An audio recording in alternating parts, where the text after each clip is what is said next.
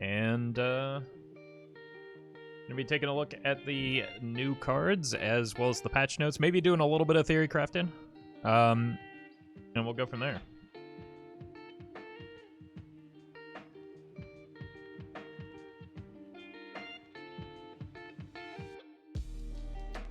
First, though, I am going to take a peek at the patch notes. Not a whole lot of information that we don't already know as it pertains to Wild, but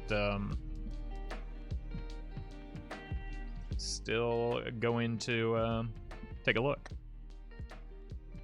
Only one nerf, yeah, but it's a pretty big one. So we'll just get right into it. The nerf is Nitro Boost Poison. It's going from 1 mana to 2, which makes it a much more fair card. But I think the important aspect of this is not just the mana increase, but it also makes it harder to corrupt. So, like, that's kind of a big deal, right? This deck, or this card is used in both Odd and Kingsbane Rogue. You might still sneak it in Kingsbane Rogue because it's just like a more permanent Eviscerate. But obviously you can't run it in Odd Rogue anymore. So I think it's a good nerf. I think it's also probably a problematic card in Standard and was only going to be stronger when there's a smaller card pool. So generally very good. Some Battlegrounds updates, including a new hero. I'm not going to pretend to be an expert on Battlegrounds, so I won't speak to that. But new card, new hero. So important information that was discussed in the card reveal stream, but wasn't like made public until today, is that the patch will actually be released on Thursday. So that's the 25th. I think that means that you'll want to complete any of your achievements for the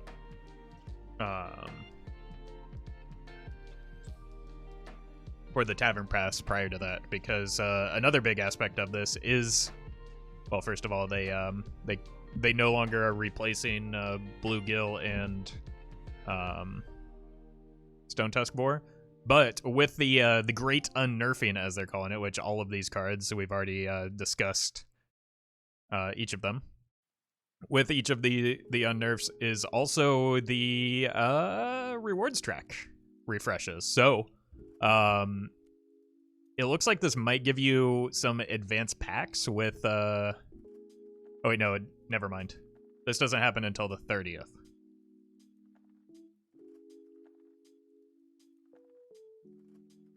So that's maybe not happening.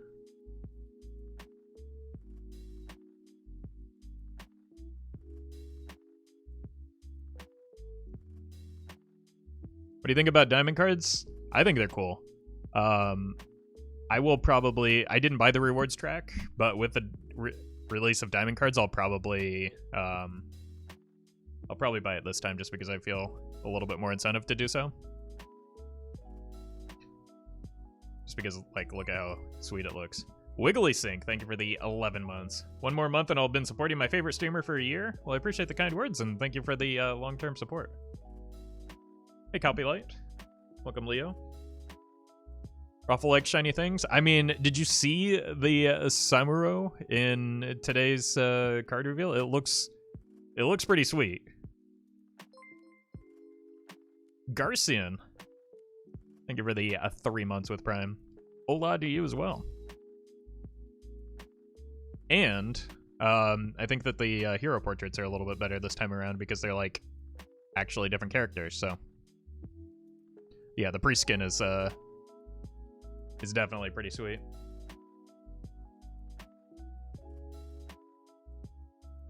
It's the best skin I've ever seen. It's definitely up there.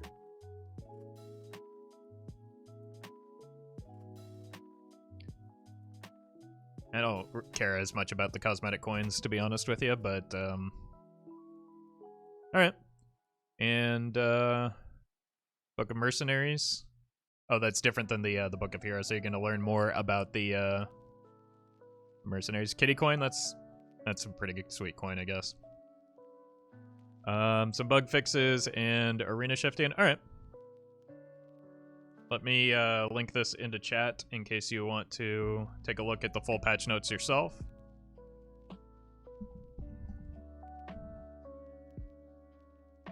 And then we will start going through our card review.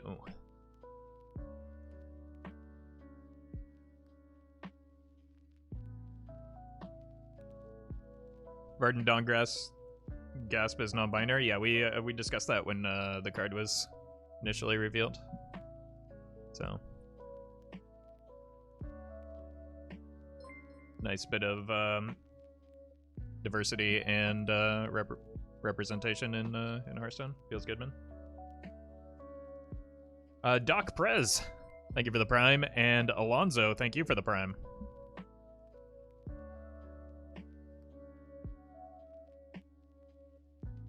Warlock Shaman would be so good. Yeah, I'm already anticipating a lot of people asking me where the quest is in my deck. Because there's no way I'm running the quest in that deck. What representation? Varden, the mage mercenary is non-binary.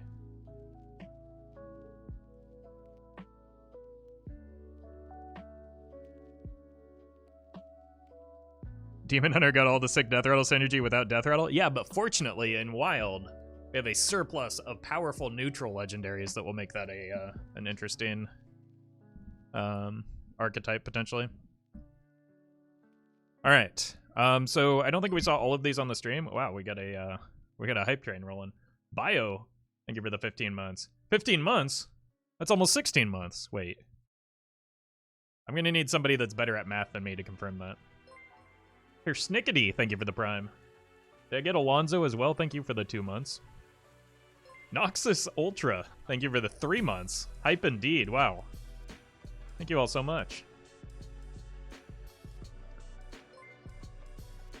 Kick, thank you for the Prime. I guess that's what happens when I take a day off.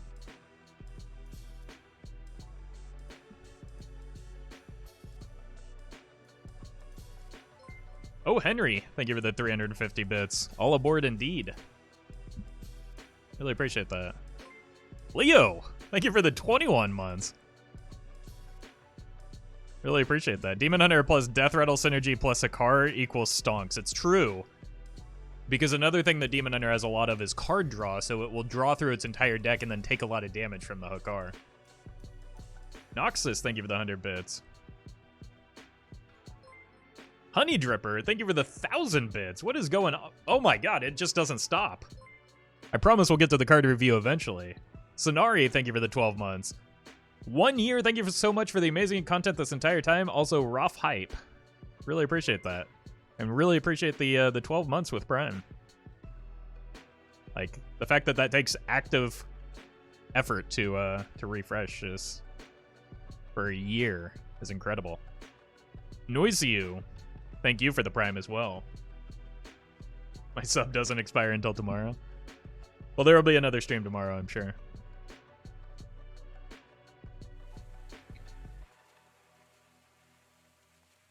I'm not part of the train yet. That was a pretty wild train. Oh, and it keeps going. Janae, thank you for the 100 bits. Just get to the card review and ignore my bits. Uh-oh. I did a whoopsie. I'm sorry.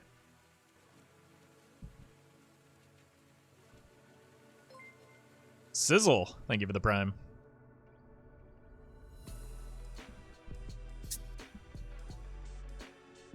And Jing, thank you for the bits. Shadow One, thank you for the 10 gifted subs. Coming in and just closing out that hype train. I think we hit the max level. I don't know if it goes further than that. Oh, Henry, thank you for the 100 bits. Things just keep happening. This is just a Raffle cam stream. Like, I should just make the cam bigger. Oh, Henry, thank you for the 200 bits. And Majestic Blob, thank you for the $6.9 tip in Roth coin. Nice.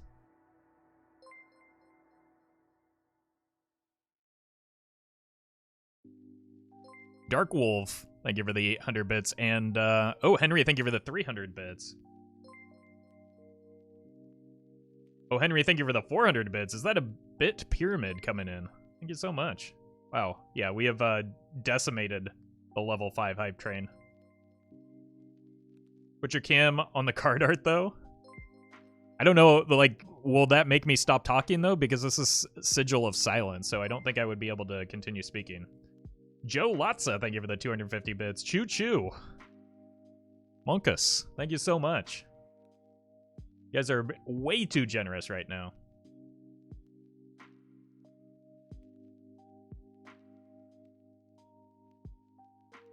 Chat's not going to let Raffle stream today? I mean, I am streaming. They're just not going to get my opinion on the cards, are they? Is Elemental Shaman a hated deck because I played it and just got told off? No, Elemental Shaman is a meme. Nobody should get mad over Elemental Shaman.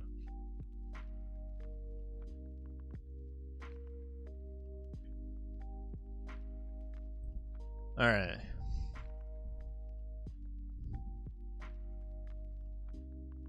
So, just in preparation for the card review, it's going to be a little bit different than maybe what you're used to, what you're expecting. There's not going to be like any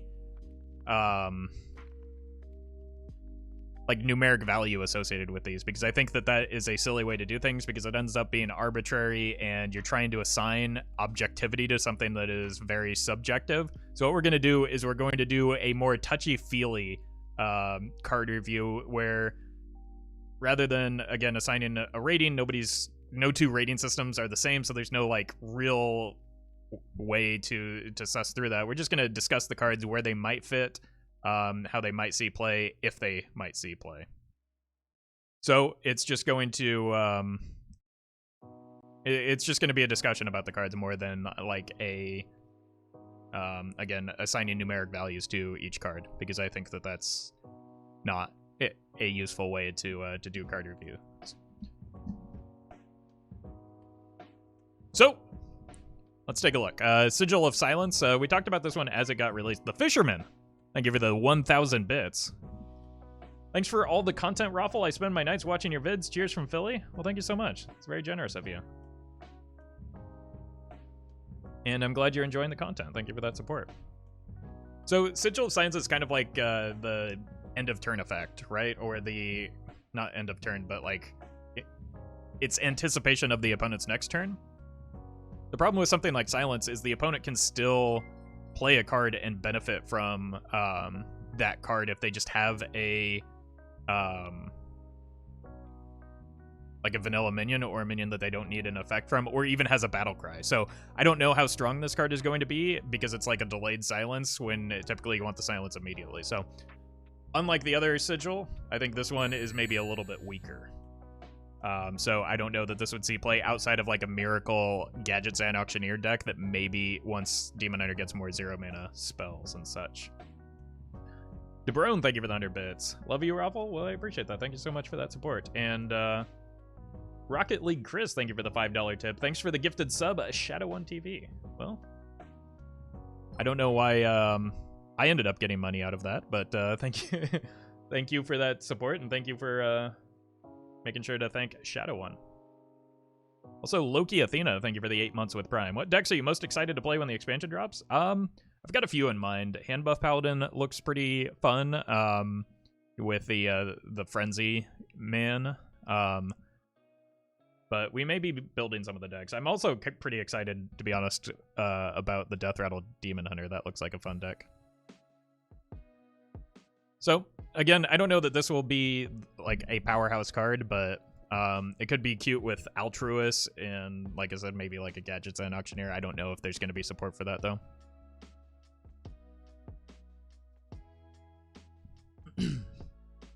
Alright, Fury.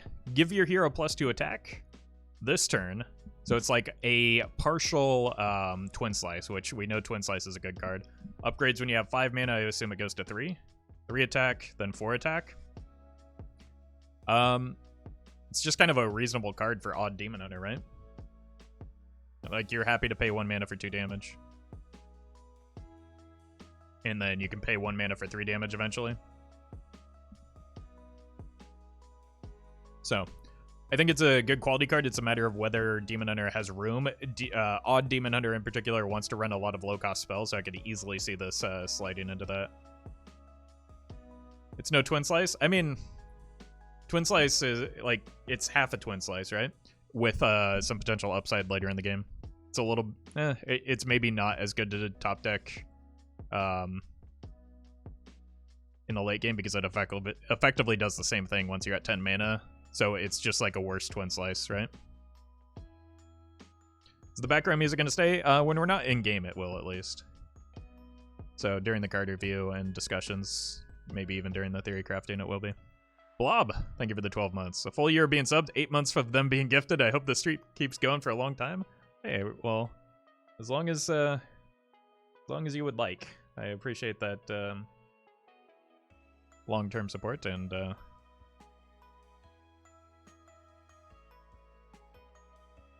let's take a look at the next one. Okay, Tusk Piercer. So this kind of is a auto-inclusion in the Death Rattle Demon Hunter deck, right? Boomer Poner, thank you for the 14 months. Appreciate that. Long-term support. So it's a Death Rattle itself, which doesn't really have any synergy with the deck, but the fact that it draws a Death Rattle minion probably helps. Because, as we'll see in a moment, you want Death Rattle minions in hand with a lot of the Death Rattle minions. So, like, I think that that's going to be a key point for this card. And because, you know, as we move on to Razorboar, we'll see that, like, the Death Rattle, the Demon Hunter class Death Rattles pull cards from your hand, so you want to be able to have that refill with the weapon. So I think it's good. So I think these cards seem kind of silly to me, right? Because it's like not quite a piloted shredder because it costs you a card, but it's like also not like a piloted shredder in that it actually, the cost goes potentially up. So you could get a Albatross, for instance, from this and just kind of be happy with it. So yeah, and that's a good point too. We talked about this even when the first one was revealed, is that like the fact that Undertaker is a unnerfed. I believe Undertaker is also summon, not play. So in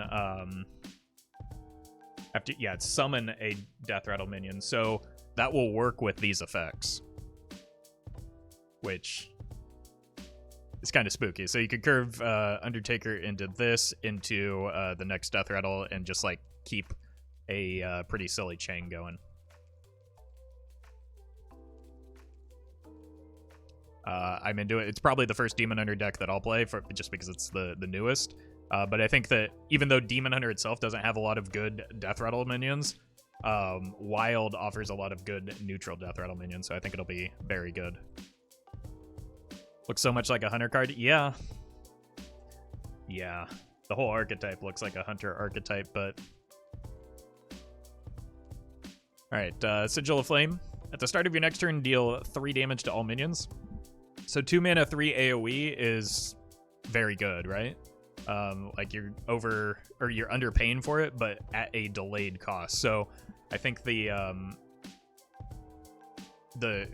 kind of offsets itself. This is a little bit harder for the opponent to play around than the Sigil of Silence, because they can't necessarily develop like a 4/3 into this. So it might halt their development. It's almost like I think this card wants to be used in preemptively for tempo, kind of like you would a turn 2 Doomsayer, where you're just halting the opponent's development and maybe less concerned about destroying a huge board with it. So I think this has a little bit more potential than the Sigil of Silence. It's just a good 2 mana AoE. Kind of similar to Flame Ward. A little bit. It does give the opponent like the ability, like the information and the ability to play around it, but it also kind of, playing a tempo Doomsayer is an underrated play. So it, like, the fact that it halts development is pretty good. All right, here's the other Death Rattle Demon Hunter card. I think this also has very good potential to see play. I think you could run things like Fishy Flyer, Piloted Shredder and just like, I don't know, good relative mid-cost death rattle cards. I don't know if you want to go as low as Haunted Creeper necessarily. It depends on how reliant you end up being on these particular death rattles, but you might like favor 4 and 5 mana death rattles for reasons that we'll see as it goes on. Albatross, as you said, yeah, but Albatross is a little bit understated in terms of, or like you're undercosted for this in particular. I think you want a good mix of 4s and 5s to round out the archetype. Vile Call, summon 2/2 demons with lifesteal. I mean, it's a 3-mana 4/4 with lifesteal.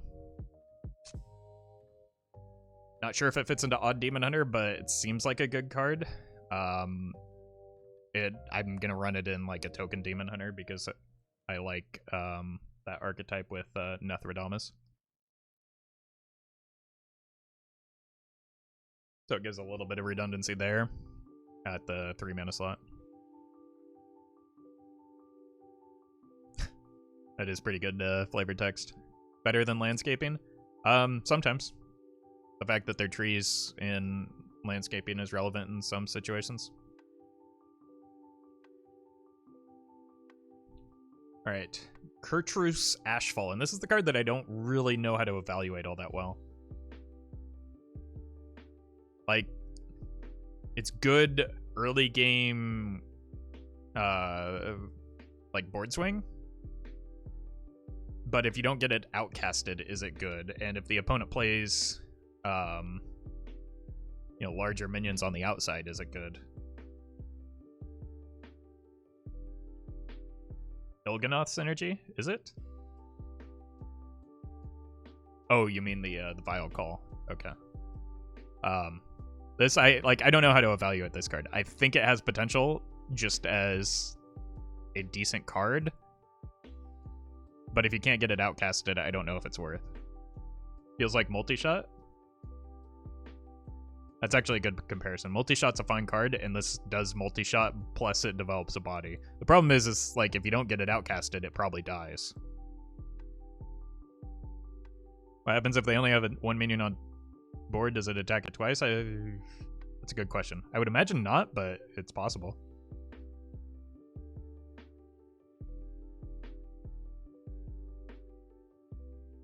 Demon Hunter has broken cards, and yet it remains one of the worst classes in Wild. It's twice confirmed? Wow. Okay. Yeah, I could see this being a good card if you can get it outcasted. One of the archetypes that I've been wanting to make for a long time is just like a full-on outcast Demon Hunter, but everybody gets mad when I play decks that don't have enough Wild cards, but with some of the cards in Demon Hunter actually rotating to Wild now, I can finally do that, and this will definitely be in there. So yeah, worst case it's a multi-shot. Upside is you develop a free 3/4, which is pretty good. So yeah, I could see that being valuable. Chat's gonna love it in their even Demon Hunter. Vengeful Spirit. Same thing here. I think that I don't know that Demon Hunter needs more outcast card draw.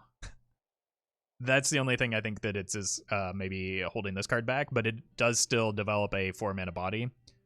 And, like, it's a 1-mana 4/4, right? Because Arcane and Electas draw 2. The fact that it's on a Death Rattle is a little bit slower, so maybe you don't actually run this.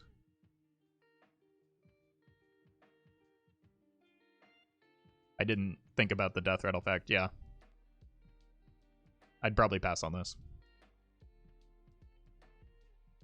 Oh, it draws 2. Never mind. Oh, God, I'm reading this horribly wrong. Draw 2 Death Rattle minions.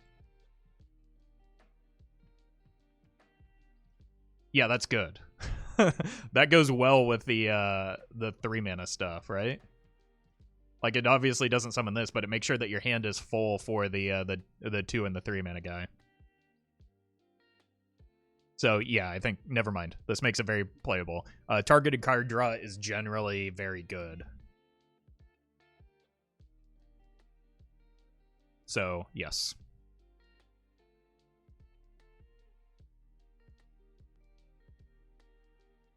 Feels like Vengeful Spirit might be better as Battlecry draw a Death Rattle minion, Outcast draw another. Well, yes, if you make the card better, it will in fact be better, but I don't think it needs to be that good.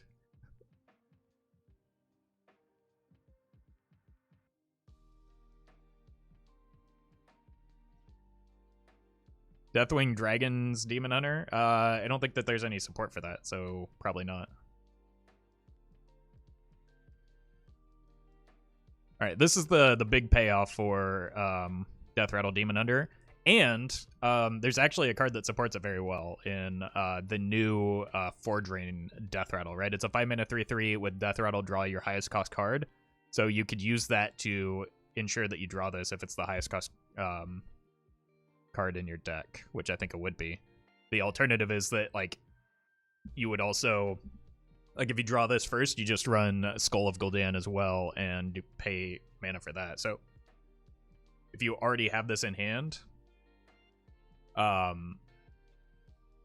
you can play it, summon the Forge Rain guy, and then he will draw your Skull of Gul'dan, and then it'll be easy to outcast. And then, yes, you could use Fugan and Stalag for this as well. So... pretty good. Also, just things like Belcher are fine, right? Like, this just gets a lot of stats on board on turn 7. Alright, Druid cards. Living Seed. I think this is a...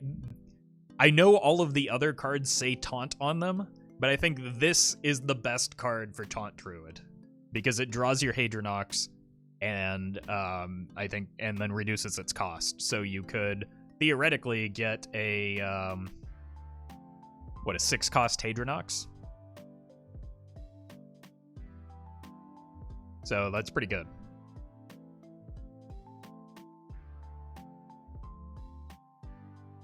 I think that this is the card I'm most excited about in Hadro Druid.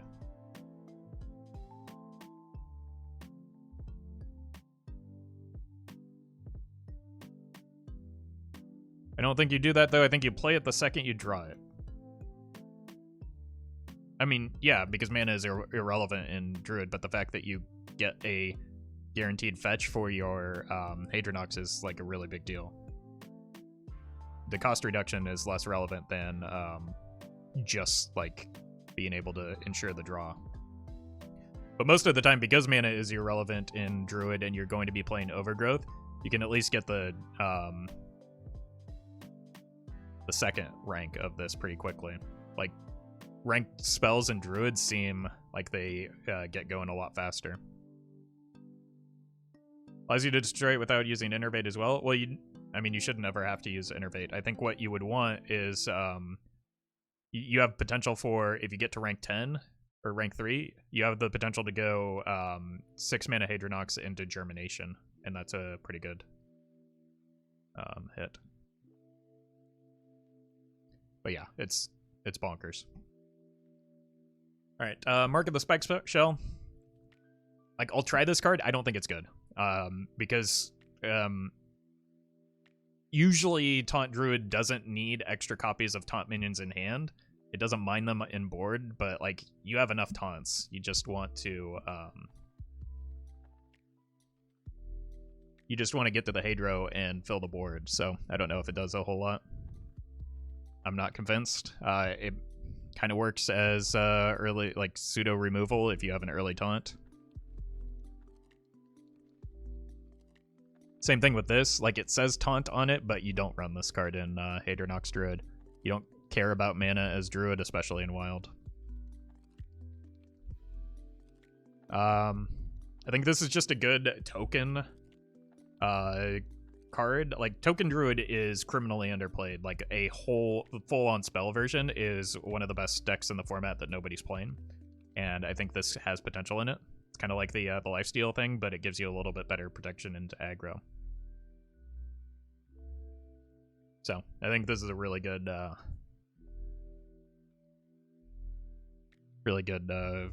like turn 2 play for that deck, or early game play.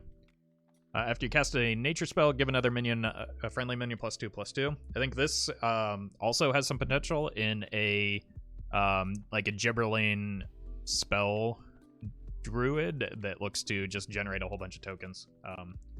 Like the pop-off potential for this with a deck that's running Lightning Bloom, Bio Project, probably not Bio Project, but Lightning Bloom plus a whole bunch of buff spells is just incredible.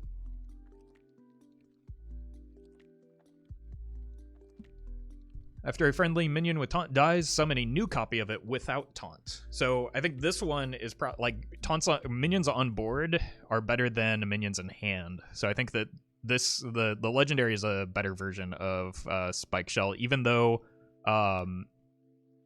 it summons a copy without taunt. I think it still counts as a taunt minion, so that copy will still be another minion in your Death Rattle pool for Hadronox. And this is pretty nutty with a Curtrus Defender, which you're running in that deck anyway. So I think this has a little bit of potential for play in Hadronox Druid, even if it doesn't have like an immediate impact necessarily. Plus, you can stick this behind a big wall of taunts and get like repetitive damage from those minions, so you get additional layers of threats out of this. Nico, thank you for the 500 bits. Your response to my YouTube comment gave me a big old smile this morning. Thanks for caring about your subscribers. Well, thank you for that very generous support. Thanks a lot.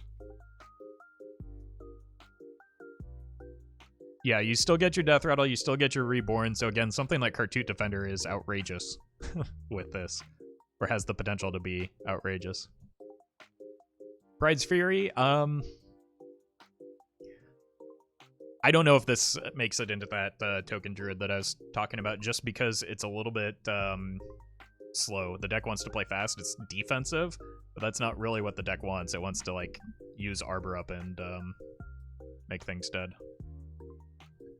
So I think this is good with something like, if you're playing the older version, which used to run things like Soul of the Forest and Spreading Plague, if you're running that, it might be worthwhile, but I don't think that's the way you want to build it anymore. So I think it's just a big pass.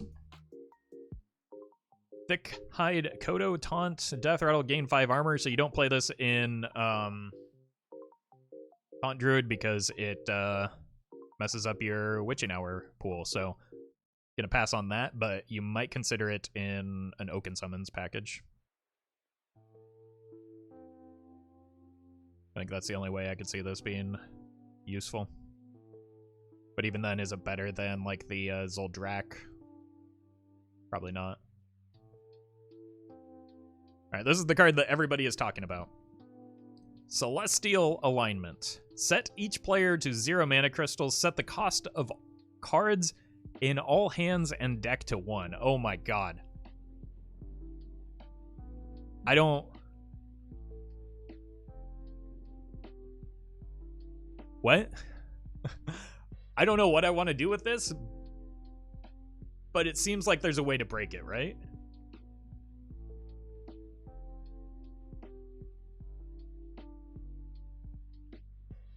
So you just ramp hard into this and then run a bunch of 10-cost spells and 10-cost minions. So like this with UI seems like pretty bonkers, right? Feels very one-sided to Druid. Yeah, exactly. Like if you can get to this and just stack your deck with a bunch of like massive nonsense, it's like a permanent Aviana for your deck. Okay. This is my... I'm gonna make a deck out of this. I don't know what it's gonna look like. Clowns? Clowns is not a bad call. The problem with Clowns, though, is you won't be able to corrupt them. Boomer Poner, thank you for the 100 bits. I smell Starliner Druid. Yeah, you could do that. Like, just think about any combo that requires Aviana. You can just do this instead as your setup, right?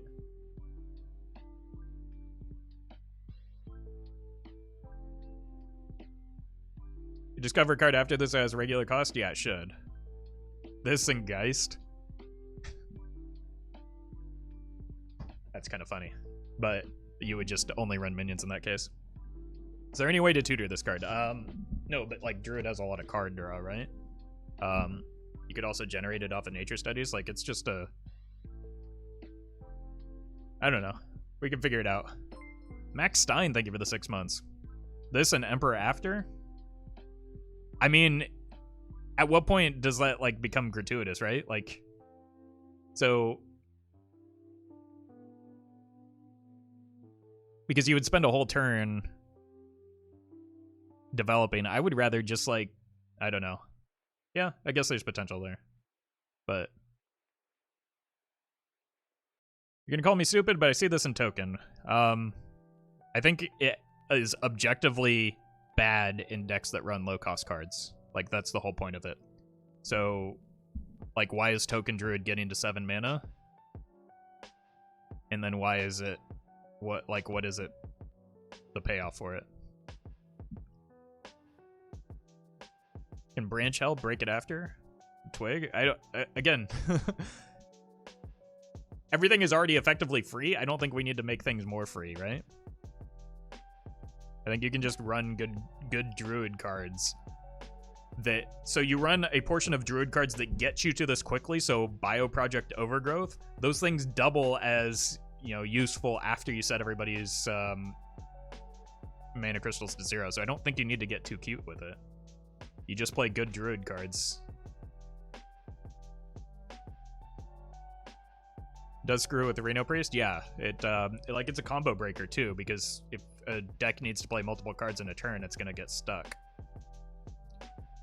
All right, I don't know. We'll figure that out. I've got some ideas already. I think it's gonna look like similar to like an Astral Communion, I think. Druid of the Plains, Rush, Frenzy, transform into 6/7 Coda with Taunt. It's a good card. I don't know if there's a deck for it unless you just go like a mid-rangey Beast Hunter or Druid, and that's pretty good. And you have some potential with Living Seed as well. All right, I'm gonna take a quick break, but I'll be right back, and we'll get into the Hunter cards. So don't go anywhere.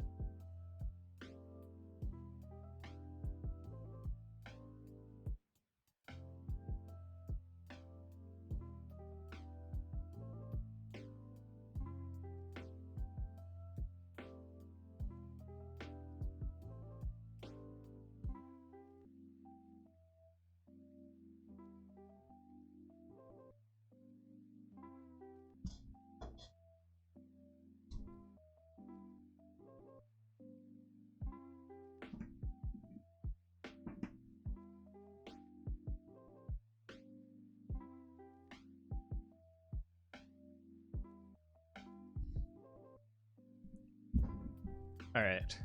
I'm sure people are already spamming Quest Hunter, but I don't know if this is the payoff you want from Quest Hunter, right?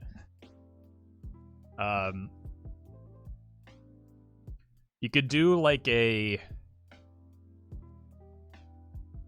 I don't know. You could do fun things with Hemet. So you blow up your deck once you draw this, and draw some like low-cost spells. Not a payoff, but a quest completion? It's not, though, because if you still have, like, if you play this early, you shuffle it in early, you still have to draw into it, right? Like, it's... I don't think it's good in Quest Hunter. The Last Metroid, thank you for the 16 months. Too tired to come up with something clever? Well, that's good enough for me, right? Because the issue that Hunter has isn't completing the quest, it's like the things that it does after the quest, right? Because it ends up with an empty hand. So It needs to survive damage as well. It does, but like it becomes progressively easier to survive the damage. So this doesn't scale out of control like Jade Idol, but it does turn into like just a better and better minion each time. Don't feed with Buzzard and Cult. Yeah, I think Buzzard is where you get some actual payoff for either playing this or Quest Hunter both. So the 2-mana Buzzard is going to change things.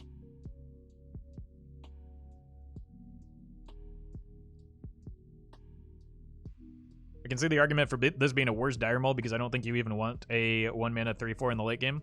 Depends on what deck you're playing. Like, it's not a bad card.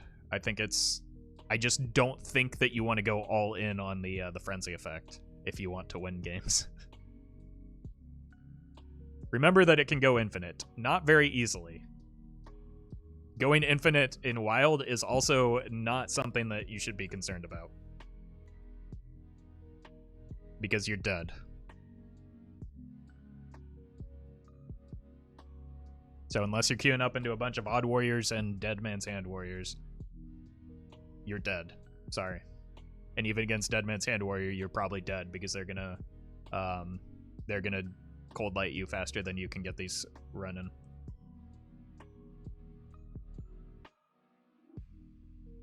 So, I think it's a bad card, but there's some potential fun memes involved in it. Like this, for instance. You probably want to use this on it, and cards like this to get it scaling early. What I was thinking is you could play cards that draw the Raptors, hold the Raptors in hand, copy them, and then hold copies of this in hand, play a Hemet, and then just like fill your deck with a bunch of Raptors. But that, as I'm saying that sounds terrible. On the Hunt power creep? Yeah, but On the Hunt was a bad card, so I think it's okay to power creep bad cards because bad cards are bad and don't see play. So, like, everybody complains about power creeping cards like that, but like power creeping bad cards is meaningless.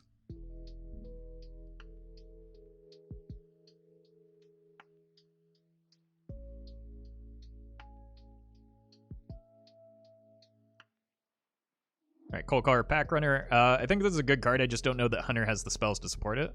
But realistically, you only need something like a Wound Prey to make this useful. I think it's a strong card, I just don't know if it'll be good enough in Wild. You could maybe run it in a Vault Hunter. But that's about it.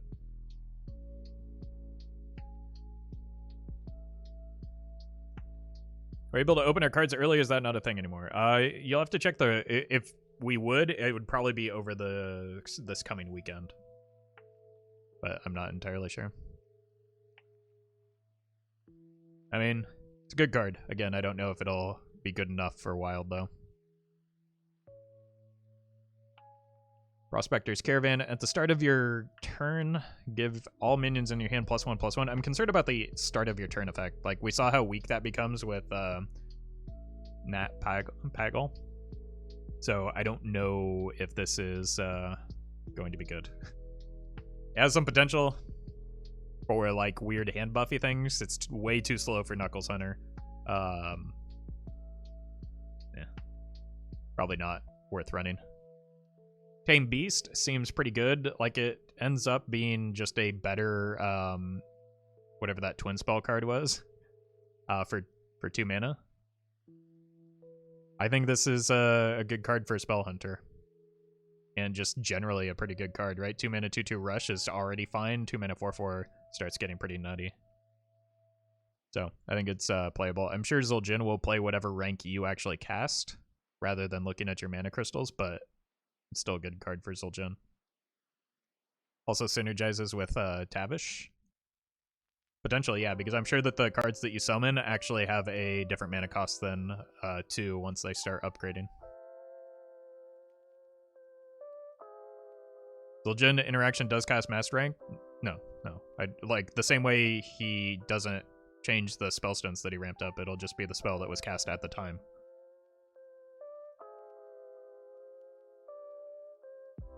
Pat Kodo,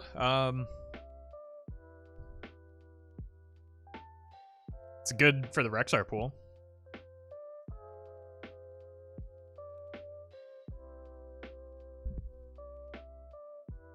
Right? Like, it's just a value engine. I think you're fine with it. You can show the summon cards? Oh, you're right. Yeah, so it does increase in cost. So you could get, you could use the Tame Beast to get your, wait, this is...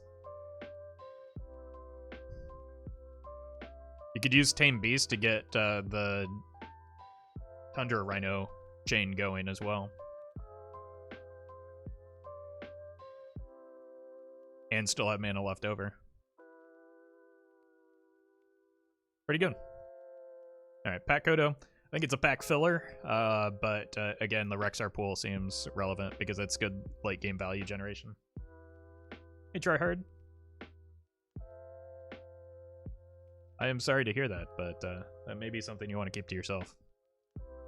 Tavish is just kind of a good card, right? Like, there's some cute combos that you can do with it, but I don't think that it needs to be a combo. I think it's just a good card.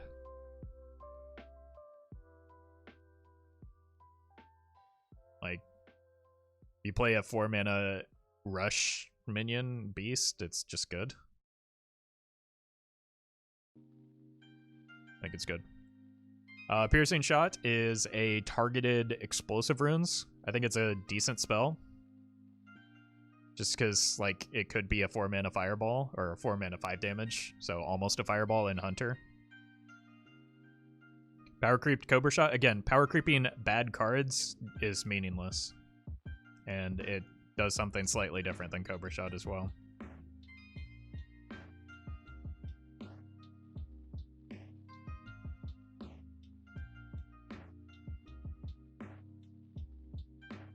Warsong Wrangler, discover a beast in your deck, give all copies of it +2/+1. So this could have some...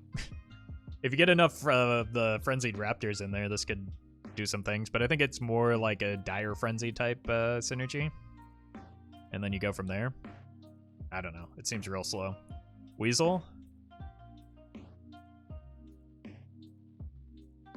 I don't know. I don't see this card being fast enough for anything. Quest Hunter? That could work in Quest Hunter, yeah. Because then they become, what, 5/3s?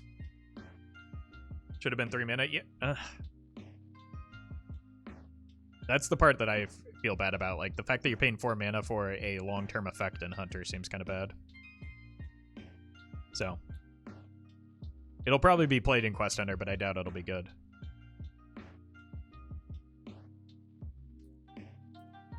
It's not about power creeping weak cards, it's about making reprints and making them better. It just feels bad to get same cards. I mean, that's card games, though. Like, you can only do so many things in card games before you have to start repeating or having overlap between cards.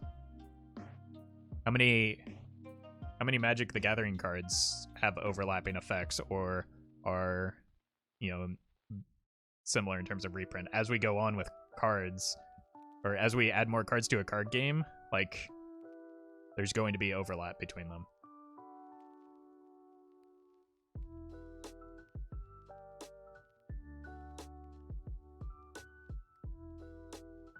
Alright.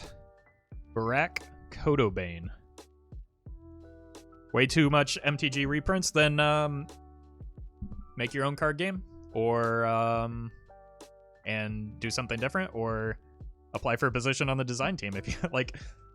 It's inevitable. Like, I feel like sometimes you have unreasonable expectations of how things should work, how balance works, how, like, unique cards should be. I don't think that there's any problem with that. Do they accept any person for the design team? No, you have to apply. So draw a 1, 2, and 3 cost spell.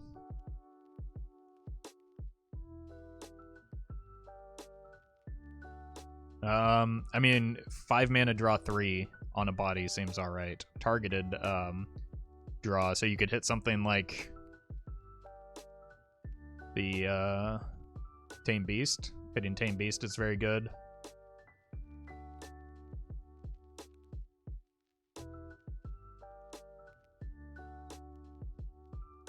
Knuckles Hunter. Yeah, because one of the problems with Knuckles Hunter is often like not getting the Beast Within and Goblin Prank, so I could definitely see that being the case. And then you also just draw your Master's Call. You also hit Death Rattle procs like Play Dead and Feign Death, yeah. Oh, I think this is real good in Death Rattle, right? Because you hit Feign Death, Play Dead, and 9 lives all with one card. Beast Hunter and Mally Hunter? Yeah, but like... Mally Hunter. Although Mally Hunter maybe is better with Vol'jin now. Yeah, I think this card is just good. I don't know if the decks will be good, but the card itself is very good. Flurry? I think Flurry is mostly irrelevant in Wild because, well, no, it costs 0 mana. And as we saw in today's video, there's that like Machine Gun Mage, and there's potential there.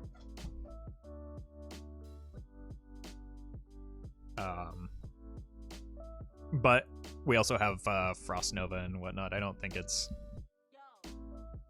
great, but I think it has potential.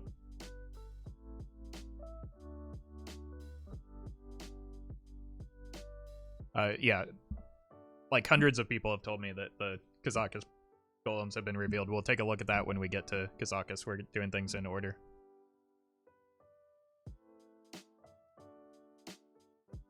Zaki Mage, I don't even think it's like...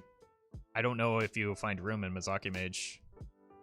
It doesn't draw cards unless you have Luna down. 0 mana cards are strong no matter what. Yeah, that's why Blur and Silence and Regenerate are also broken. That's why everybody's playing Freezing Potion.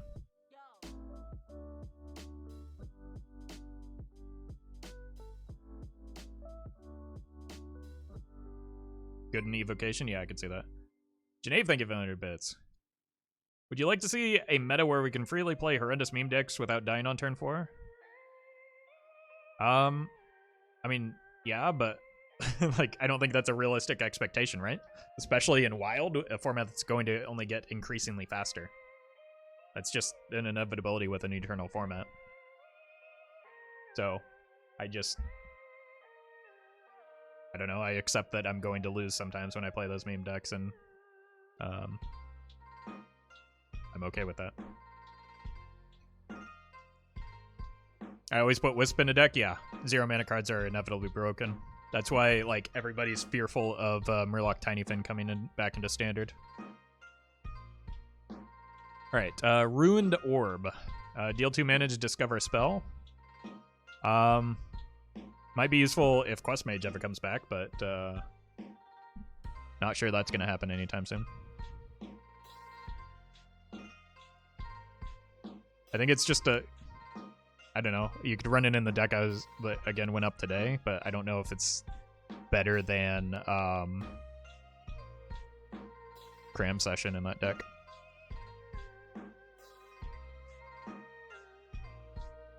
Do you recommend a free-to-play to craft at all? Depends on what you're missing, but it was a good deck. It hit top 10 Legend. I think you're going to start seeing... Like, I saw Corbett was playing it recently. You're going to see a lot more people playing it as it starts trickling down. But I don't know. It depends on what cards you need to craft. Isn't this a better magic trick? Nope. Not always. It's very good. Yeah, that's a good point. It's very, very good off of Primoglyph. Like, it's free 2 damage off of Primoglyph. I think that's good. I don't know if you run it in your deck, though.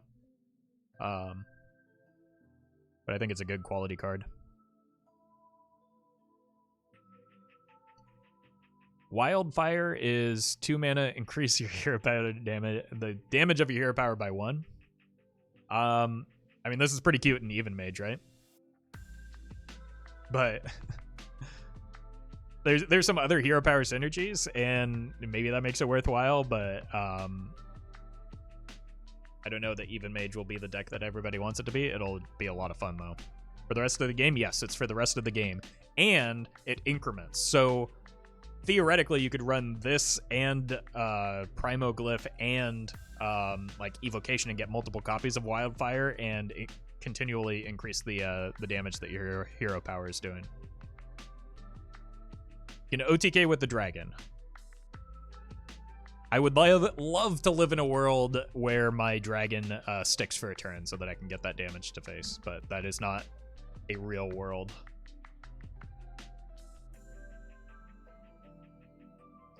DK Jaina buff. DK Jaina, again, games do not go to fatigue, so...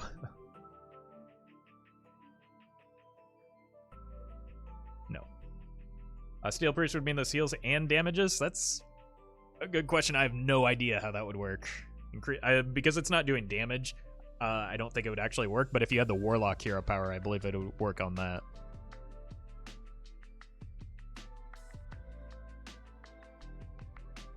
I think you just play this as a good card in Even Mage and you don't worry about OTKing the opponent. There are certainly some OTKs you can do, but it's not, like, necessary.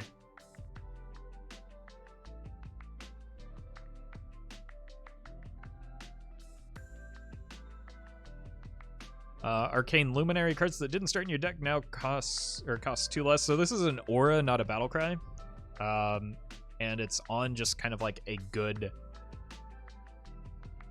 set of stats, or a okay set of stats. So you could do this in like a elemental tempo mage, and then just have some minion generation from things like Spellstone and Evocation. But also, like, you just have Sorcerer's Apprentice and whatnot, so I don't know. Deck of Lunacy, yeah. Could be fun.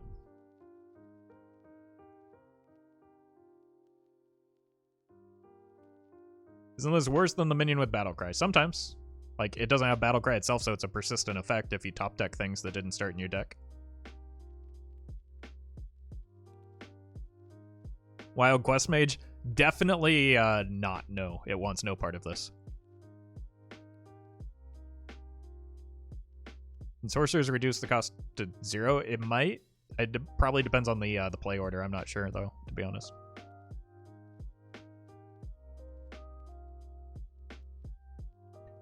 Oasis Ally. This is a pretty good quality secret. I don't know if it's good enough for Secret Mage though, but it's a 3-mana 3/6 that makes Kingsbane sad. The problem is, like, if people start playing this, nobody's ever trading into mage minions.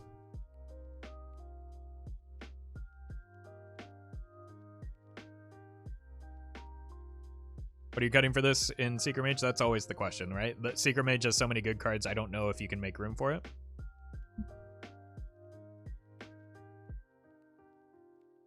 But, it could find a way in. Yeah, maybe Netherwind, because you're getting a more consistent 4-mana minion out of it. We'll see. After you cast a Frost spell, summon a 1/1 elemental that freezes. So this could maybe make something like the Flurry useful, but I would rather just run a Flame Waker or the new Flame Waker with Spell Burst. Look at the flavor text. Warriors are red, frost spells are blue. If you're being hit by a weapon, Rhyme Tongue's got you. Pretty good. It's probably not a good card in Wild, but that's okay. Reckless Apprentice. Fire your hero power at all enemies. I mean, here we go. This with the upgraded hero power, starting to do things. Like, everybody's talking about Even Mage, and that's definitely a deck that I'm going to play early. But I just want to play like a hero power focused Reno Pocket Galaxy Mage, and just like use this instead of something like a Cloud Prince, and bounce it with Potion of Illusion and Turtles and whatnot. And then also run the 2-mana spell. So I think it's just a fine body, right? Like, it's a fine body and it gives you at least 1 free hero power. Bran in this, yeah, exactly. Like, just a battle cry, hero power based Seeker Mage, or Reno Mage. Seems really good. Then you can run Jan'alai and the new 10-drop at once. This card, I think, is very good in Spell Mage, right? That's already an established archetype. You just shove this in, and you get 2 free cards. Springwater and Mizaki. I don't think you run Springwater and Mizaki because it has way too high a failure rate, I think. It's also, yeah, I think it's too slow.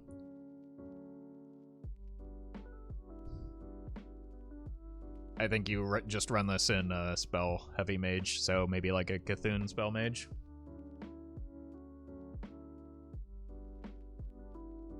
With Evocation. Or not Evocation. Well, I mean, you run an Evocation, but the 2-mana spell that reduces the cost of things. You run this in Waker Mage too, probably? Probably not, no. Again, it's the same problem as Mizaki. It's 4 mana. Like, you want to be killing your opponent when you're at 4 mana. And it has, like, a reasonable likelihood of failure. So I think you just run this only if you can guarantee its effectiveness.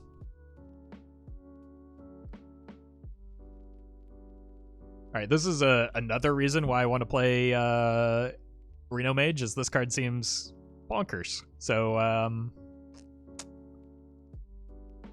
Varden Dawngrasp. Like, again, if you're playing a Battlecry heavy, if you're playing a Battlecry heavy mage deck, which is what Reno Mage is, seems pretty good. Brand plus Varden equals easy Flame Strike. Yeah, and then you have Barista, you have Zola. You have, again, Pocket Galaxy to make those turns a lot easier. But I think even just a 4-mana Frost Nova with a 3/3 body is very good in Reno Mage. Would you still run Calicos? It depends on how you're building it, but I don't know that Calicos is one of the most important cards in Reno Mage. I don't think it has been for a long time unless you're running a Dragon Heavy version.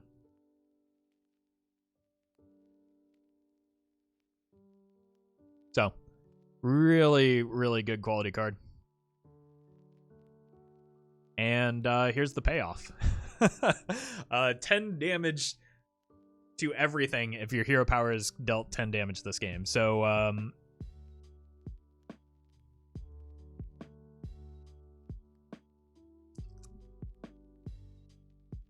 yep. Clears the board, deals 10 to face, and again, if you're not playing this in Even Mage and you play Pocket Galaxy, you can bounce it with things like Potion of Illusion and whatnot. Like,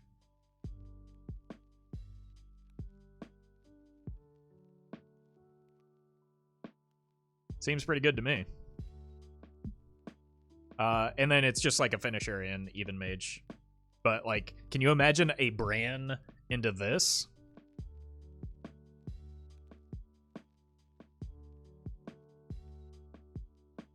And then, again, you can bounce it with the potion. Boomer Poner, thank you for that gifted sub to Rixar. Really appreciate that. What if you draw it before Luna? Then you get a 10-mana finisher, and you're just okay with that. You still get 10 mana, clear the board, deal 10 damage.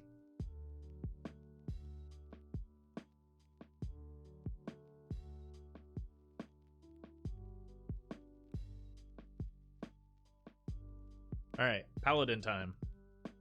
Conviction, rank 1, give a random friendly minion +3 attack, so the fact that it's random is relevant, but it does rank up to... Oh. You have 2 random, okay.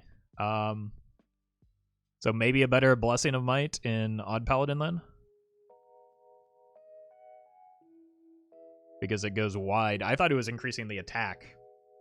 But the fact that it goes wide makes it a little bit better later in the game.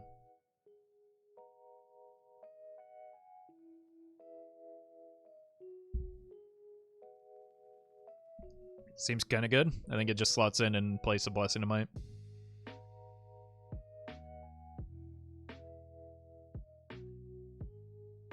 Odd Paladin is already super packed, so probably not, but isn't it just better than Blessing of Might?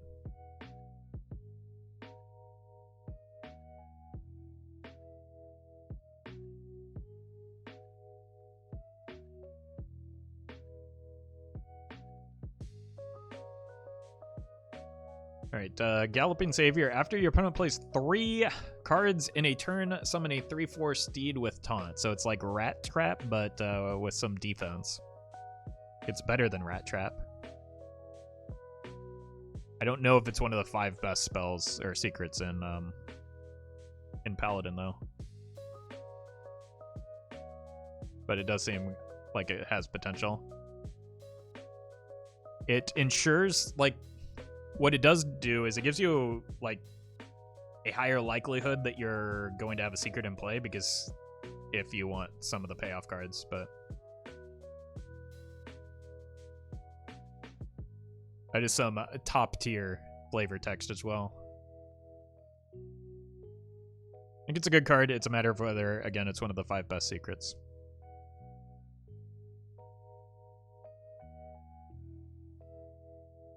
Knight of Anointment, draw a holy spell.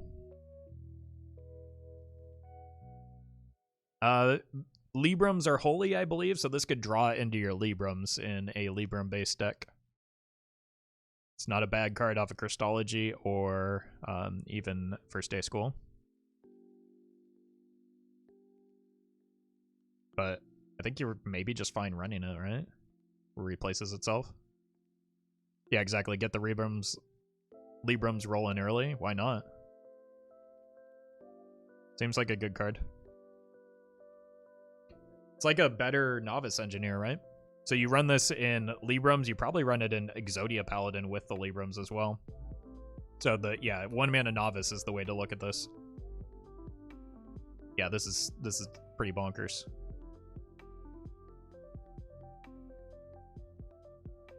I think it might get overlooked, but what is Muster for Battle? Is that a holy spell?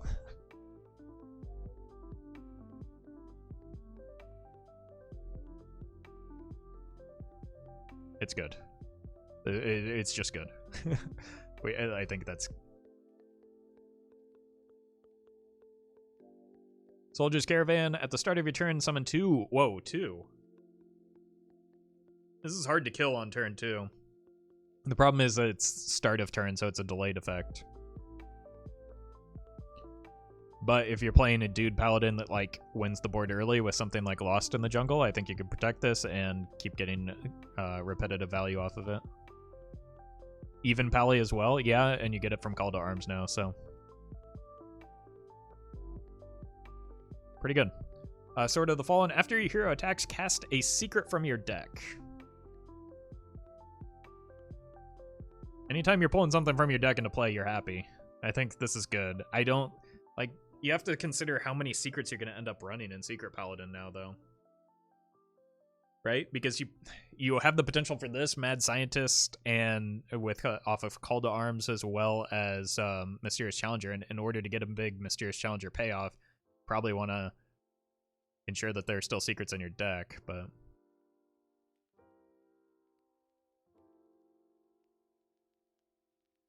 I don't know. Just run 15 secrets. I don't think you want that. I think you... What if you just cut Mysterious Challenger?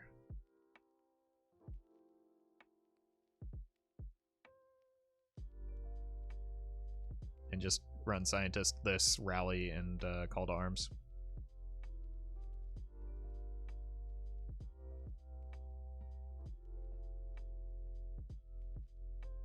And then you have the 4-mana guy as well.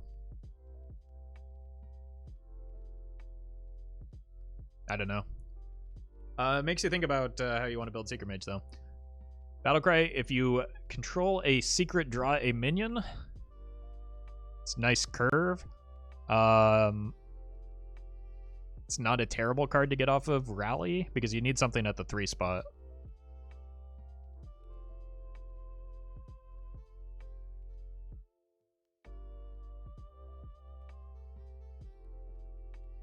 And what else is... Like, that's one of the weak spots at... at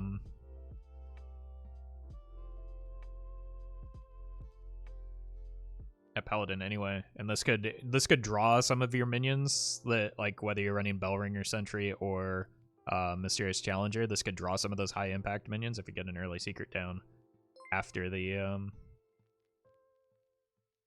yeah. Also specific draw, yeah. The fact that it's specific draw so that you're not hitting one of your secrets is really important as well. 8 of Hate, thank you for the 4 months. Can't wait for Shaman. Well, it should be coming up soon. We're just going alphabetically right now. Pretty good. I think this is a good card. Again, your 3 mana slot is kind of weak in Secret Paladin as it is, so you want something for Rally.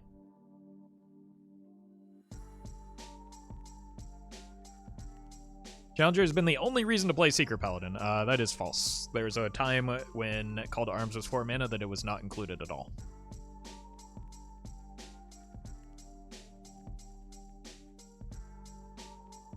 Can you rate the card by points or stars, Raffle? Nope. I gave an explanation for why I don't do that at the beginning of the card review, but I don't think it's valuable. And I think it's arbitrary and silly to do it that way.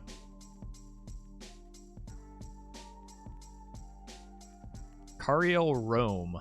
I think this is just a good quality card without the cost reduction, but then when you bring the cost reduction into it, it's like really silly, right? So this is another card that you can run in Even Paladin. And just does good things, right? Whenever this attacks, reduce the cost of holy spells in your hand by 1. So even if you're not holding a lot of holy spells, again, the cost reduction is pretty silly. Libram in this? Yeah, but like... yes, but do you really need to further reduce the cost of Librams? When you already... most of them already cost 0. I think you do it in like a pure Libram Paladin, and you do it just because it's a good card, but like... I think you want to hit other things as well. Give +1/+1 to all minions in your hand, deck, and battlefield. So this hits everything, and it gets reduced by Cariel. I don't know if it's good enough for Even Paladin, but the fact that it includes the board is relevant as well. So I think it's got some potential. I just don't know if it's fast enough.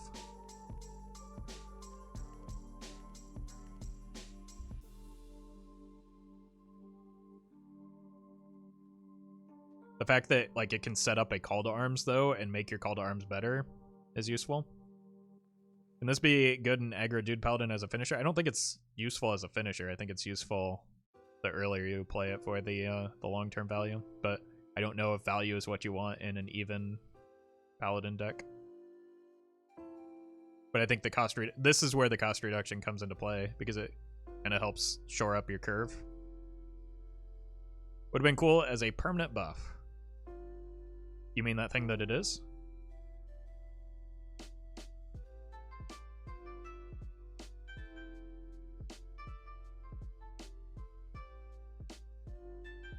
I agree that it would be cool as a permanent buff. Veteran War Medic. After you cast a holy spell, summon a 2/2 medic with lifesteal. Decent stats if you can get some, like this works with Librams as well.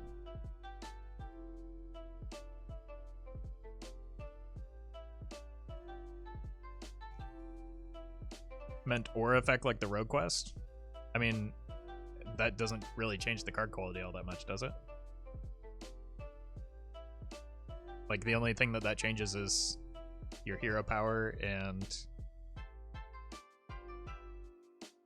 like silence effects. It doesn't change that much at all. Anyway, I think this card is very good with in just like a pure even or pure Libram Paladin as well. Empire of States, thank you for the 16 months. So I think this is a good card, and again has some payoff with the cost reduction here. Cannon Master Smythe. Transform your secrets into 3/3 soldiers. They transform back when they die.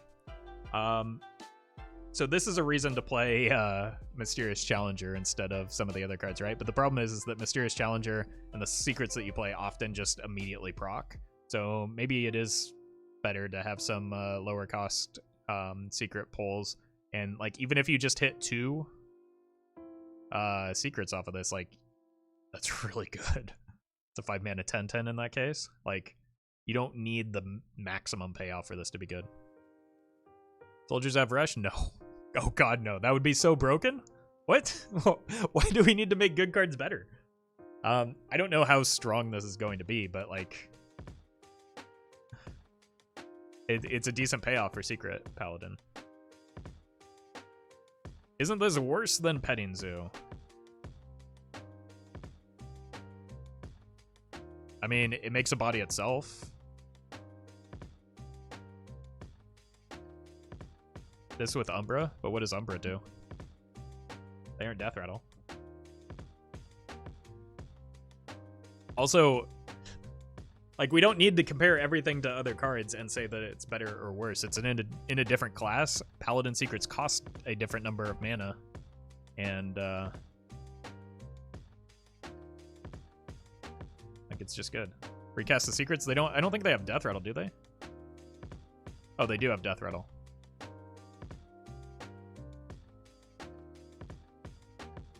No, okay.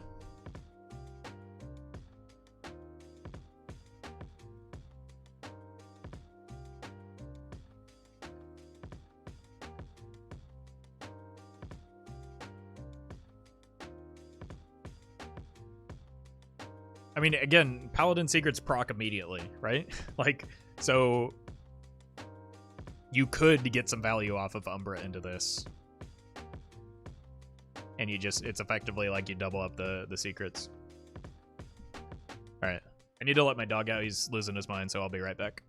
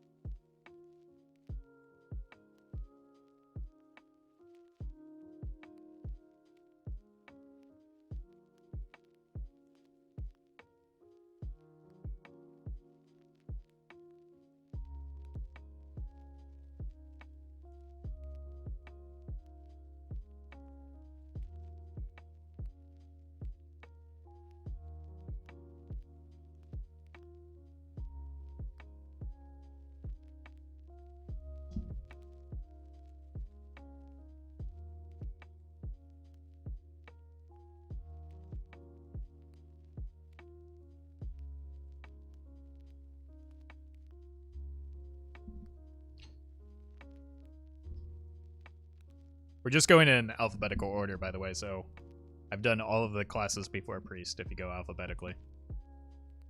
Restore 5 health to each hero.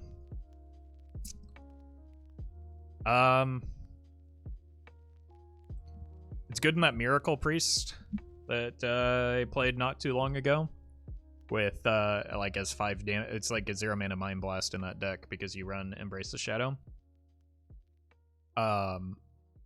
So it's good there, and then yeah, it's Zarillo synergy as well, but I don't know if that matters because you're paying 2 cards for 5 damage AoE. Develop a body. I don't think you want to. I don't think Zarillo is a card that you build around. I think you just play her as a good card.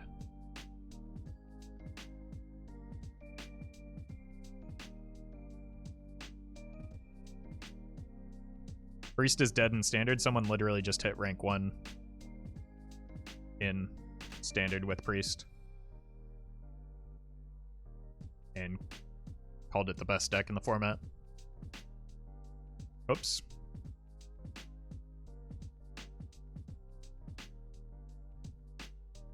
I don't think it's a good card. It's just kind of bad. I don't see a place for it other than that Miracle Priest deck. I think this is a really good quality card, though, like because it's just a Spirit Lash with upside.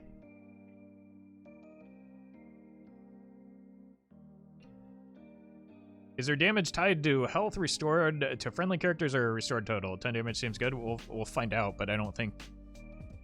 Like, you need both heroes to be damaged in order to get full value off of that.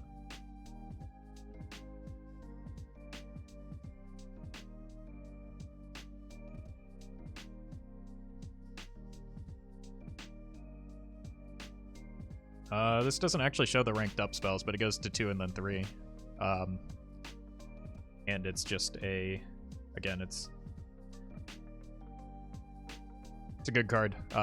As soon as it gets to 2, it's very good.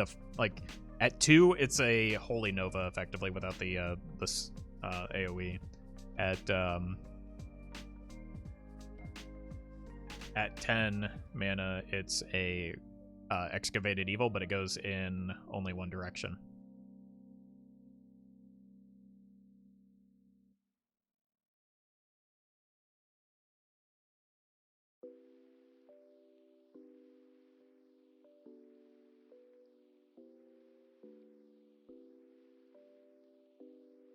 Priest is dead, by the way.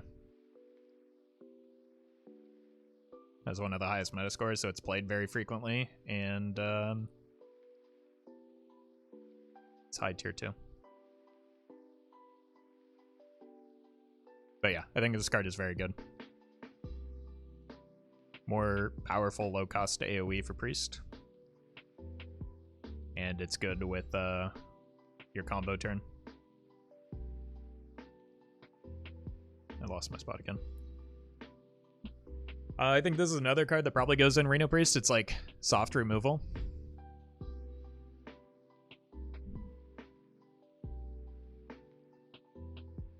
Highlander Priest and Standard hit #1 Legend not even that long ago. I know, it was like literally yesterday or the day before, as I mentioned that.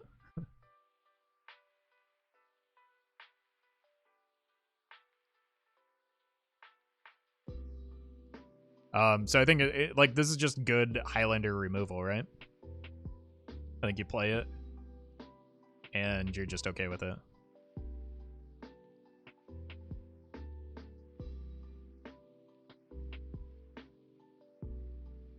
Almost looks better than Zarillo. I wouldn't be surprised if it were.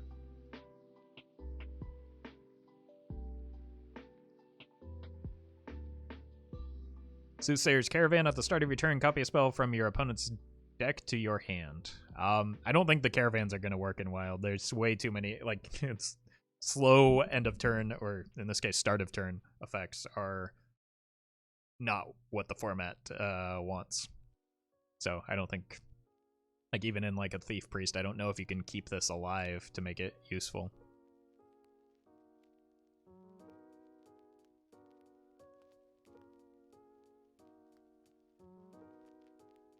Hey, Doodly. Devouring Plague. I don't think we saw this card, or I haven't yet. Deal 4 damage, randomly split among all enemies with lifesteal. The fact that Shadow is potentially relevant.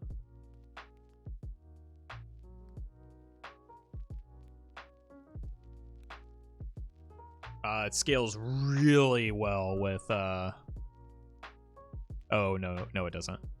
I was gonna say it scales well with spell damage, but it just would deal 5 damage, so it's like Arcane Missiles, but like lifesteal in general scales pretty well with, you would need like a Velen. Velen and a Moarg, yeah. Moarg makes a lot of sense. But that only counts for minions, right? Better than Spirit Lash? Probably not. But you might run both because you're running Artificer and Reno Priest anyway, right? I think it's a fine card. You're probably not. I don't know if it finds it only hits minions. Oh, you're right. Then yeah, the Artificer's pretty good with it.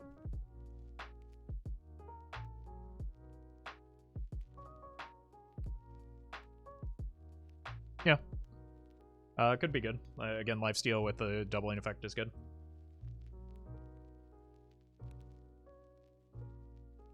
Voidflare, I don't think is a card. I'm gonna play it because I want to play Even Priest, but I don't think that it's a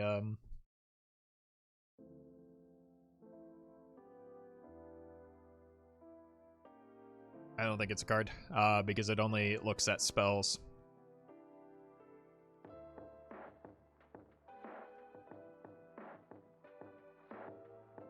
It's better than Spirit Lash because it allows to clear up awkward boards. I mean, it's different than Spirit Lash.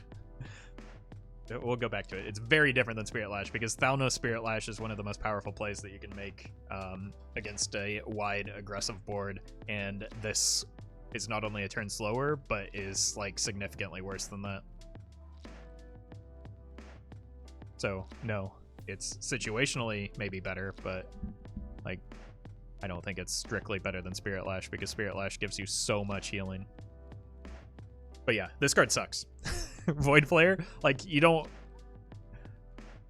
I don't know that you want to be holding a handful of spells in Priest in order to get a 3-4 as your payoff card.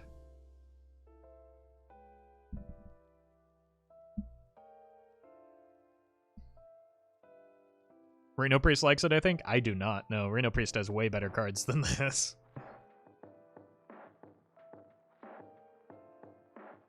I think this is just not what Priest wants.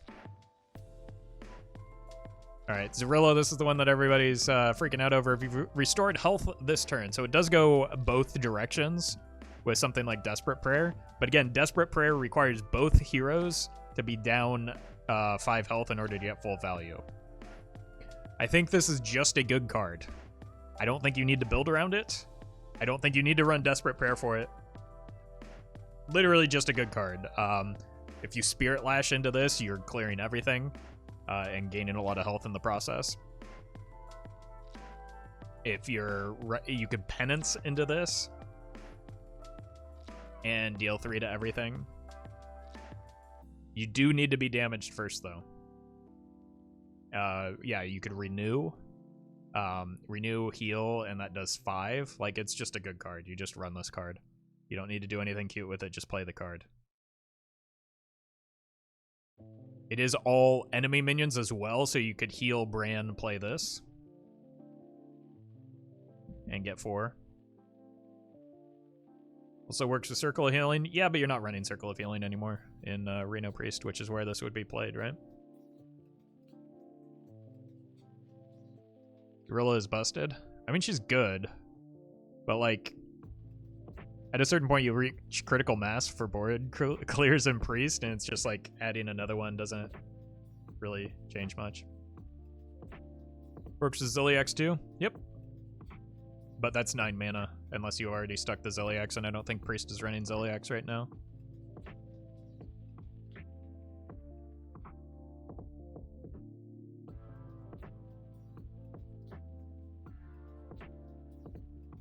And Quest Priest is a good card? Yeah, but Quest Priest isn't a good deck, so I don't think that does anything.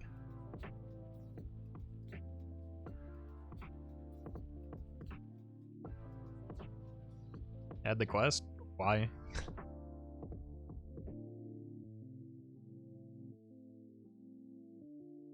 Like, you don't need to build around this. You just play it in a deck because it's good. Alright. This one you do not play in a deck because it's bad.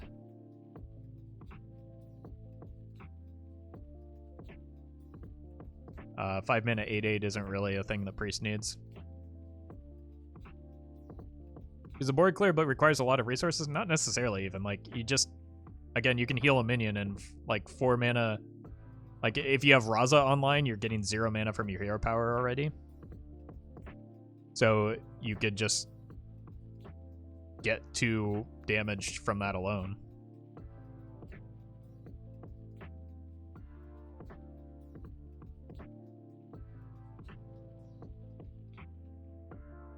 But I think this card is just, like, not useful.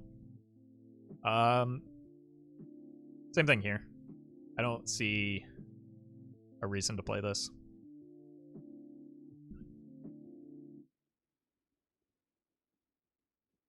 budget Big Priest cards. I mean, most of the minions are already budget cards in Big Priest, right? You're running Blood of Gahoon, so it's not a legendary. I think it's an epic. And you're like, the big one is Scrapyard Colossus that this has any similarity to, and you just run Scrapyard Colossus because Scrapyard Colossus.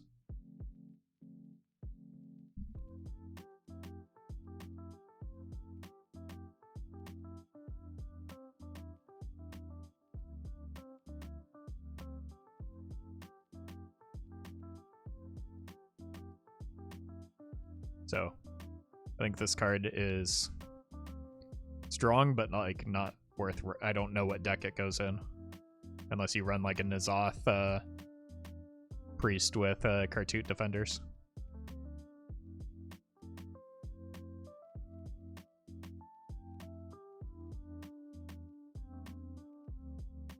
Power Word Fortitude, give a minion 3/5, cost 1 less for each spell in hand. No, I'm not playing this.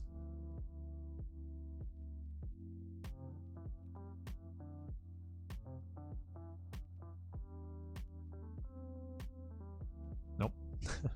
Alright. Rogue spells. Rogue cards. Yeah, we just pass on an 8 mana. Give things 3/5, unless like Priest gets a whole lot of spell generation.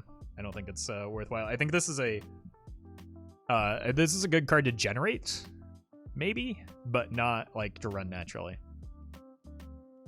Okay, Paralytic Poison. I think people are overrating this card, but it might see play with the Nitro Boost nerf, depending on how impactful that is. I think you probably still run Nitro Boost in Kingsbane Rogue, but I could be wrong. But I think that like 1 mana, 1 damage in Kingsbane Rogue is not the card that you want. You also don't want to be attacking minions that frequently in Kingsbane Rogue. I don't see it, but I've been wrong before. I think people are overestimating how impactful this will be.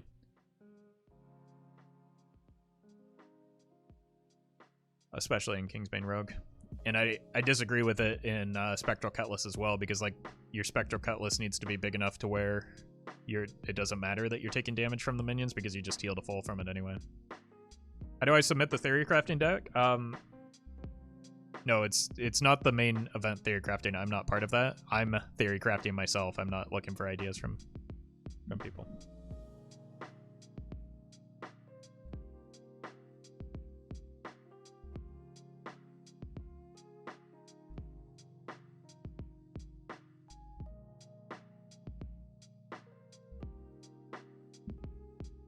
To corrupt Nitro, you need 3 mana kills it. I don't know if it kills it, but it certainly makes it more difficult. This with the new weapon. The new weapon isn't a card in Wild. Yoink, discover hero power and set its cost to 0. Swap back after 2 uses.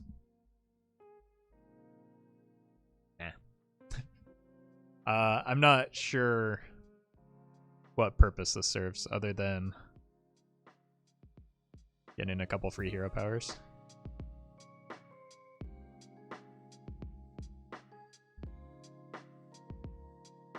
Could be useful when generated, but I don't know.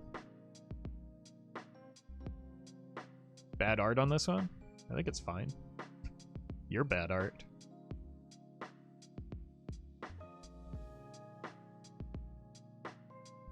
One mana, draw 2. Yeah, life tap as always is the dream. I don't know. It's not that reliable though.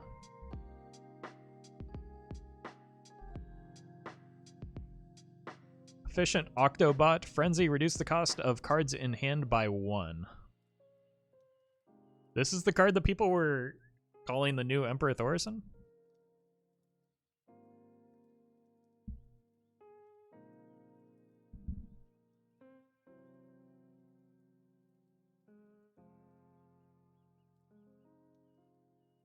What does this do? Where does this fit? It's good? Why? Like, how do you activate the frenzy?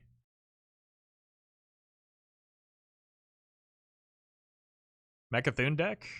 You already Mechathune with, you don't need cost reduction for Mechathune.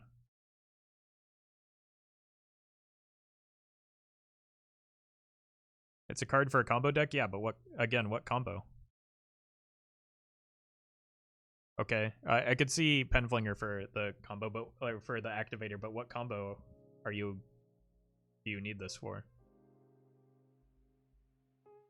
Maybe Mally Rogue? Nope. You get 0 mana, or you don't pay mana for Mally and Mally Rogue.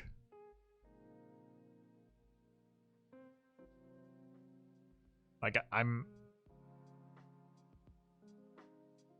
how will 1/1 survive for Frenzy? It's a 1/4, but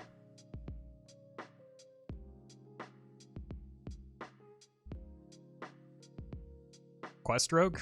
This seems really terrible in Quest Rogue. I don't see it. I don't know what.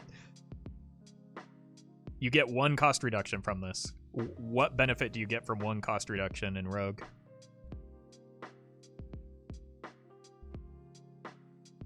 On curve, it seems like it would survive. Okay.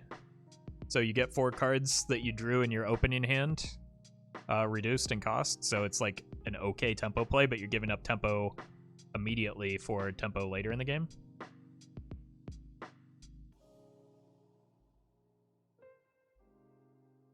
Just a bad card?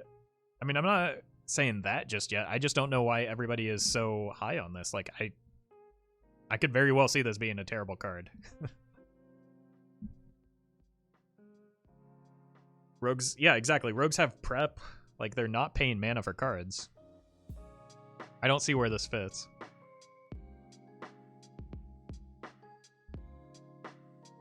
I think people think Frenzy stacks. I could see that being the case.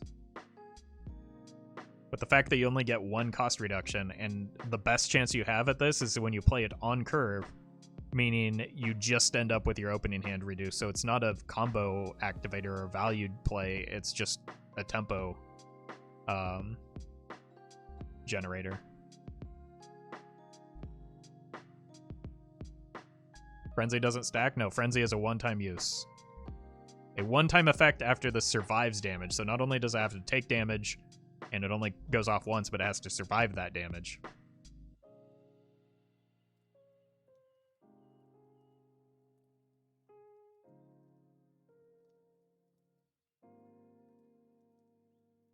Two mana backstab. So if you backstab this, the problem with backstabbing this is you lose a card from hand, and then you get fewer cost reduction. So, like, what's the upside of that?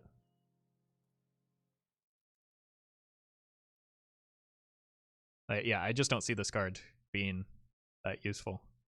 But possible I'm wrong. Silverleaf Poison. Give your weapon after your hero attacks, draw a card.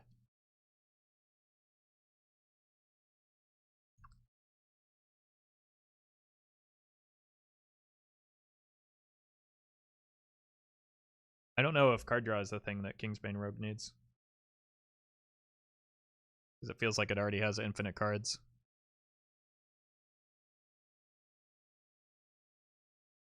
I could see this in a Spectral Cutlass deck. This card I could see being good with Spectral Cutlass.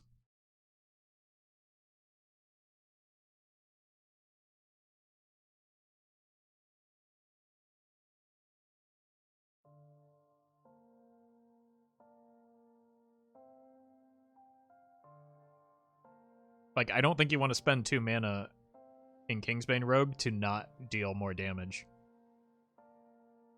Doesn't Cutlass draw a lot already? No, it generates a lot of cards. But, like, what this could allow you to do is draw cards from your deck that then generate cards from another class so that you can keep the weapon charges rolling. Yeah, Spectral Cutlass Espionage, that's the play. I could see that being fun. I don't think it's a bad card. No, I don't think it's a bad card. I just don't think it fits in the Kingsbane Rogue.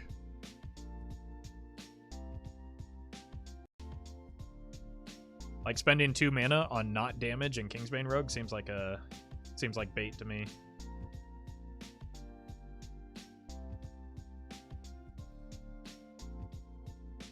It's nature type? Well, yeah, all of the poisons are nature type. Poisons come from nature, so...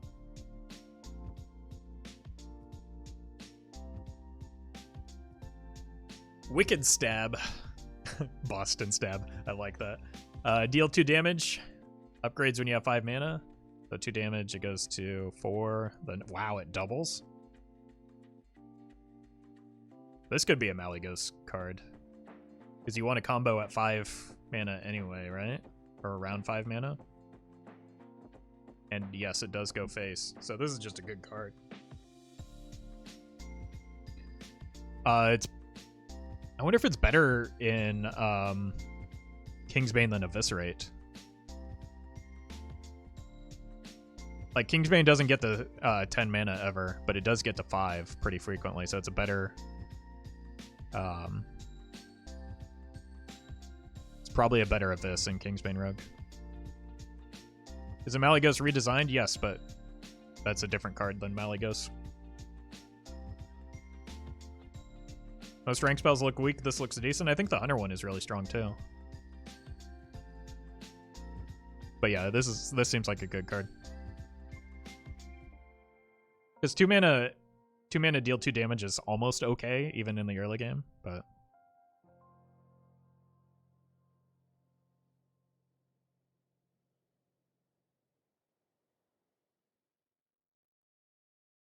Go combat after you play a Battlecry or combo card. Draw a card. 3 mana, 3/2. Nah. No. I'll pass.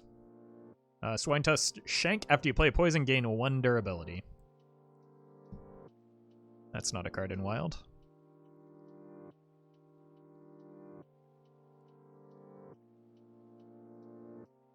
Alright, Apothecary Heckbrim. Add a random poison to your hand, so the poisons are Deadly Poison, Nitro Boost, the one that we just saw, and Paralytic. The problem is that, like, most of those poisons have, like, an effect that you only want 1 of. Or, oh, Leeching as well, yeah. So things like Leeching, Paralytic, and I guess the 2 mana one stacks, right? Silverleaf, you draw 2 cards. Okay, but like Paralytic and Leeching are redundant, so you don't really want multiple copies of those. I guess it's only those 2 that would be bad, and you're just not running those cards because they aren't good. But yeah, I don't know. Probably not very good. Is Nitro Boost a poison? It is, yes. That's why it's called Nitro Boost Poison.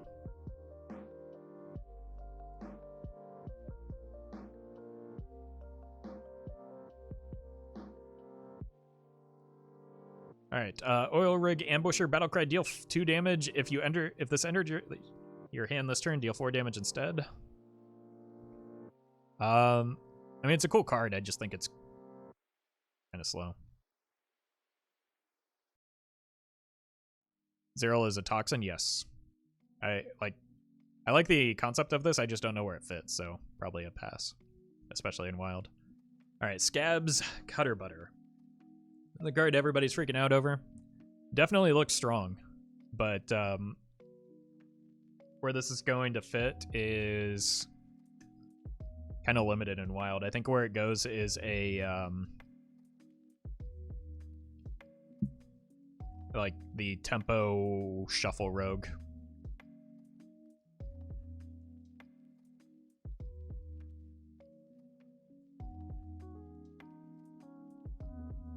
Big Rogue is happening? Not with this card. This card does nothing for Big Rogue.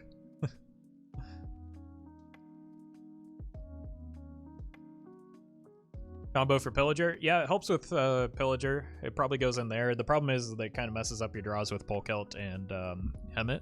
So I don't know if it necessarily adds that much damage for you. But I think this is a card that maybe people are... like, I mean, almost assuredly this is going to be a strong card in Standard.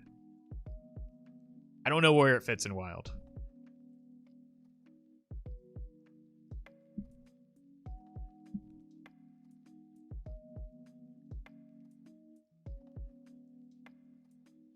Edwin is back in Wild. Edwin was never a thing in Wild.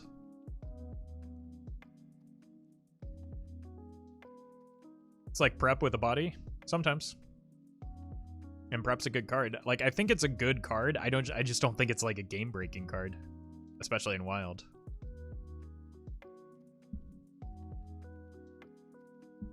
You want to play it in a tempo-oriented rogue deck, but like the best tempo or aggressive rogue decks, or the best tempo rogue deck is Odd Rogue, and obviously it can't run this. So I think where it fits is something like a Shuffle Rogue with, you know, kind of like the Whirl Kick Rogue that we saw in Standard, probably. So I think it's a fine card. Again, I don't think it's game breaking. It's kind of like a Foxy Fraud, which was a very good card.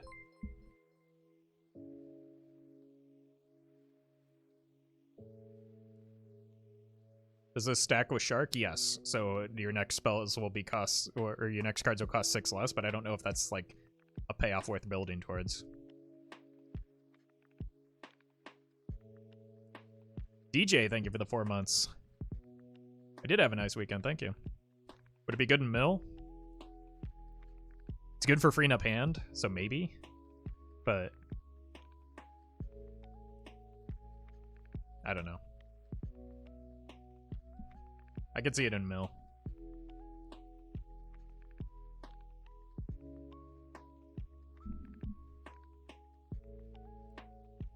But I don't think that, like, this is just like almost like Edwin in Wild, where it'll be like potentially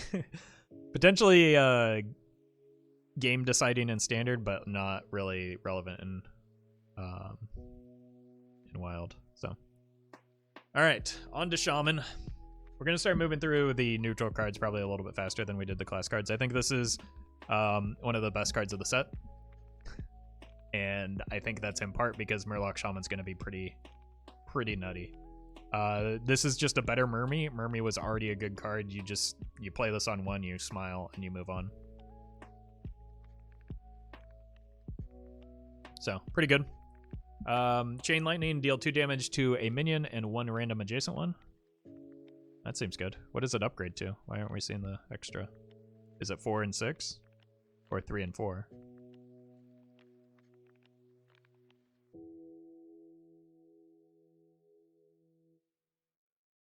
It does 4 and 6. Oh, okay. That's good removal. So, most slow control Shamans are going to want it. It's 3 and 4. I'm getting conflicting reports.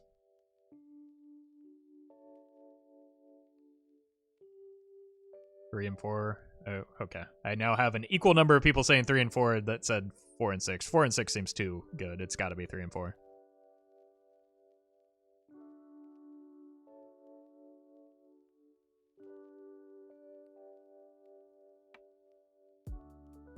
Well, once again, we've got an even... Oh, no, 3 and 4 took the lead.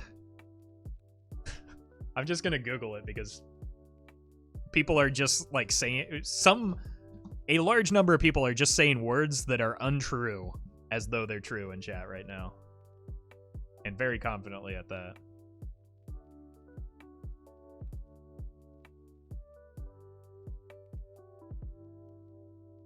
It says 3 and 4? Okay. I'm going to believe 3 and 4 because 4 and 6 would be way too strong.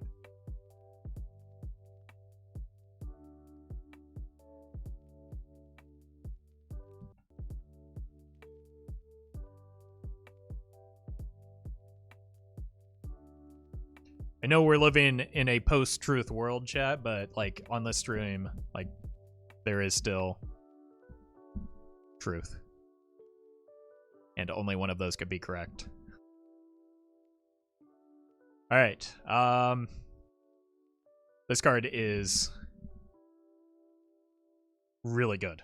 Just outrageous. You just run Murloc Tinyfin and Murloc Shaman now. You already get payoff with the Underbelly Angler, and now you get a second wave of payoff with Firemancer Flurgle. It's like Altruist, but better. Because the archetype is probably better and it's faster. You do have some cuteness with this plus Toxfin as well. And I think so much so that you probably run ice fishing this and Toxfin in Reno Shaman now. And you just have like a fetchable board clear.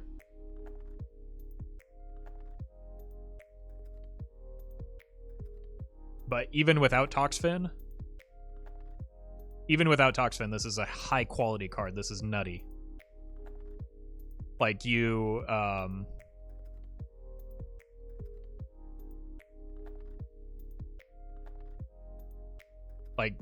this could just carry games. One of the weaknesses of Murloc Shaman is like being able to swing the board back. Now between this and the Rush Wind Fury Murloc, like you don't have that problem anymore. And then finally, you do have Scargill. So if you can stick a Scargill into this, see you later.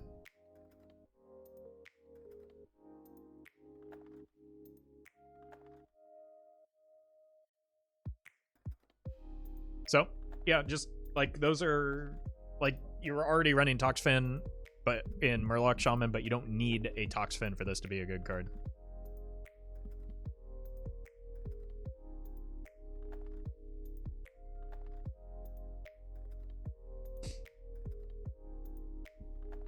So, pretty good. Speaking of good, this is good. 2 mana 3/2, good stats. You're gonna want to play a Murloc on turn 1 anyway, so you just like shoot down the board. Again, Murloc Shaman struggles when it gets behind on board. These 2 cards prevent it from getting behind on board. So yeah, you run this card too. You probably don't run this card, just because it's start of turn, so it dies. You don't ever get the payoff. It's tempting though, but I think it's bait.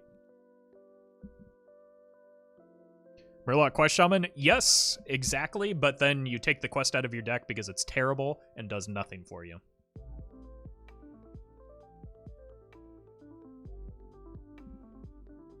Love the art though. Yes.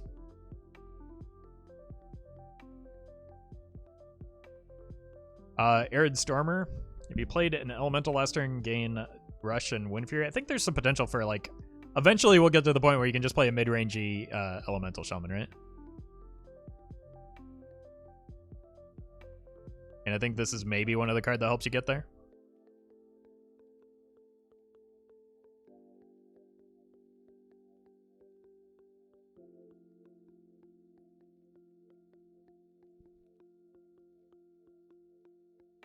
Like quest, but mulligan in it for late game, or you just leave it in your collection where it belongs. Yeah, exactly. You don't play the quest because you can't. You don't play any quest because you need a Murloc on turn 1. It's not complicated. Just don't play a quest in Murloc Shaman, and you'll win more games. So I think this is I don't know. It's not going to be a real card. You can't get away with Elemental Shaman in Wild. No Fin can stop us. I think this card might be bait in Murloc Shaman when you already have everything is awesome. Quest only if going second. Yeah, but the problem with Quest is you also lose a card from your opening hand, so it's not just the tempo loss, it's the fact that you don't develop onto the board in an aggressive deck. Stop running the Quest in Murloc Shaman. Just don't do it. I think it looks good personally, a bit like Savage Roar. Okay. You've changed my mind. Yeah. Permanent Savage Roar that buffs health as well. Okay, we run this. You think Nofin would be good in Standard though? Definitely, because you lose a War Leader as well. So I don't know if you can afford, or how many non-Murlocs you can afford to run in the deck, but this might make the cut. 96, thank you for the $10 tip. But you run Tiny Fin so that you can run the quest and have a strong Murloc. Yes, you run Tiny Fin, but no, you still don't run the quest, because the quest is bad. You run Tiny Fin because it has synergy with Flurgle and Underbelly Angler, not because it allows you to run a bad card in your deck.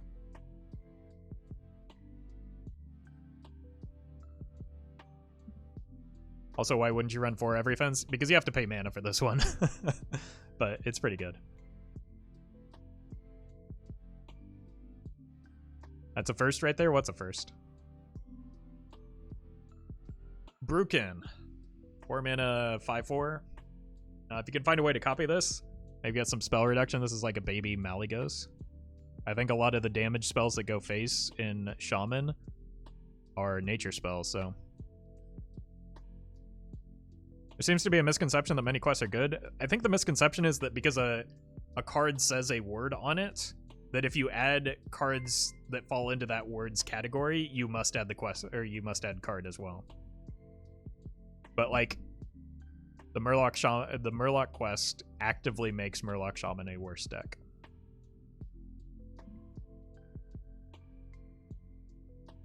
Murloc Shaman, but what about for the quest you run Paladin side quest for +1/+1 after summoning 5 minions? I mean, that would work.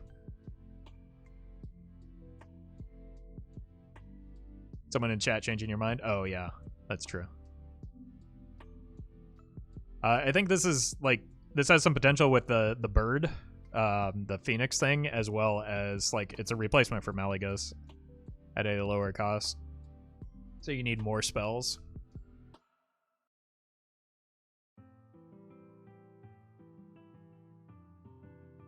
I think there's some potential there. Plus, when I get it as a diamond card, I'm going to want to play it anyway, so I'll figure it out then. Lightning Bolt, Pew Pew. Yeah, Lightning Bolt. I think Frost Shock is Frost. Big brain right there. But anything lightning based is like Crackle's going to work with this.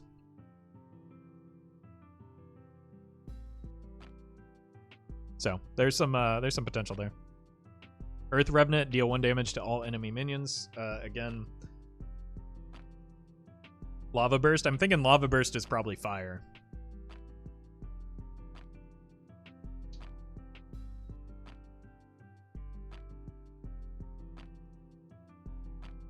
Brucan should not increase Roz's buff because he's not a nature spell. Crackle's text becomes deal 6 to 9 with that card. Nice.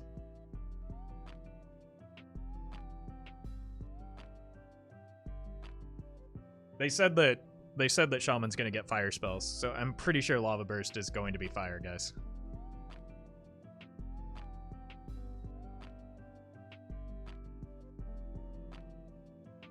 Okay, like these two cards, I just don't like. I'm gonna play them, but I don't know if the deck that contains them will be good because it's like it's too fair, right? So I don't like a 5 mana hex that develops a body is good. I don't know if it's good enough to make the archetype viable is my concern. So moving on, Ultra Fire, destroy the top 3 cards of each deck.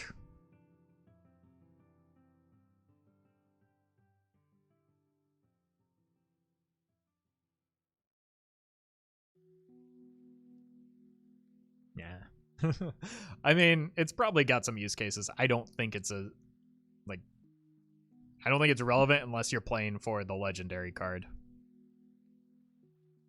Grimoire of Sacrifice, destroy minion, deal 2 damage to all enemy minions.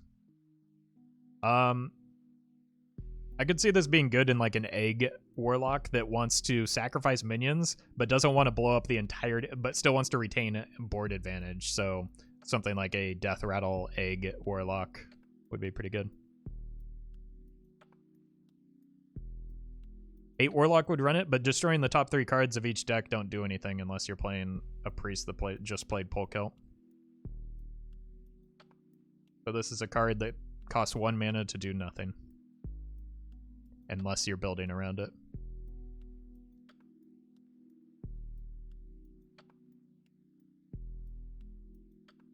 Apothecary's Caravan has some potential in a Zoo Warlock because like this is one where maybe you could find some room for it in like a 1 mana Zoo deck just because you're going to be able to win the board.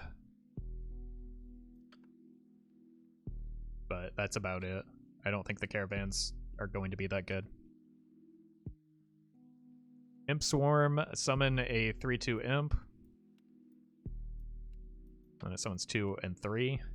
Seems kind of bad because in Wild we have Blood Reaver Gul'dan.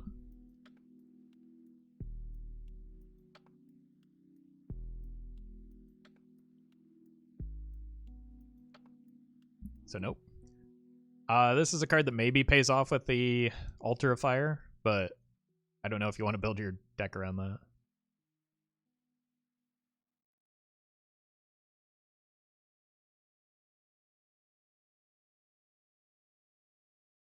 So, yeah. But I'll probably build a deck around it just because it's new. Cabal Outfitter, Death Rattle, and Battlecry. Just give another random friendly minion 3/3. It's a good card. Probably, like, I don't think there's an archetype in Wild that this fits in, though. Bane Warlock could run this? What? I don't see any card that paint this. Why? It wants you to be dead. I don't see any cards that Bane Warlock want.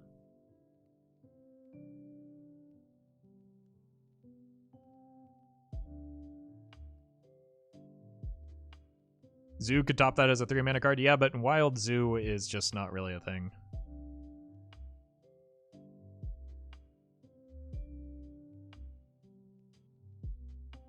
Tamsen. I think this card has some fun potential with shadow spells, things like Power Overwhelming if that's shadow, as well as like Soulfire potentially. So you could get some burst out of this. I heard someone say it could be good in Glare as a replacement for Spellstone.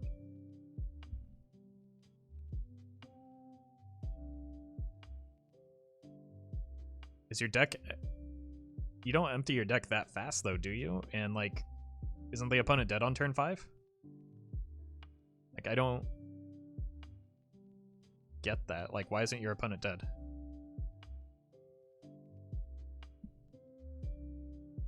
Soulfire has been confirmed not to be shadow? Okay. So it depends on what cards are shadow and...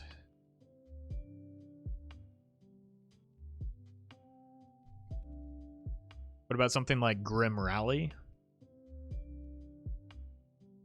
Spell has to be 1 mana or more? Yeah, I know, that's why I'm talking about spells that are 1 mana or more.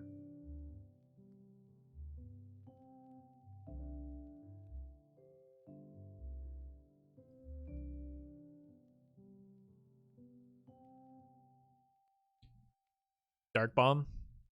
I mean, it's not a Dark Bomb OTK because you don't get infinity Dark Bombs. You would deal 6 damage with Dark Bomb. Boar plus power equals dead. Boar plus power would be 9 damage.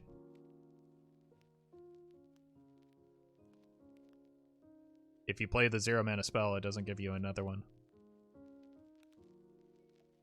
Because the word's on the card. Or no charge. That is false. Or has charge and will retain charge.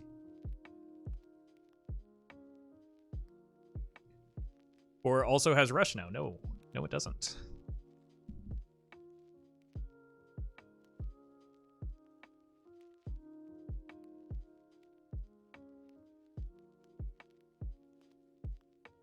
Alright, Soul Rend deal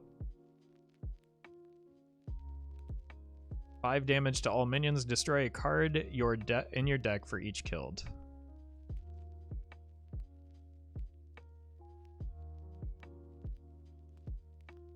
Problem is that it's all minions.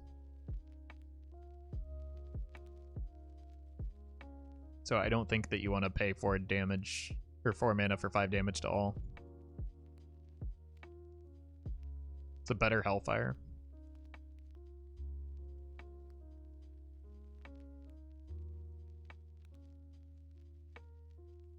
Just play Plague? Yeah, Plague is fantastic. This is so much worse than Plague on an empty board on your side.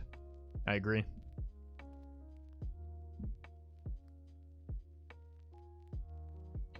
Isn't this a Lich King card, but worse? Sort of. But, like, cards should be worse than Lich King cards.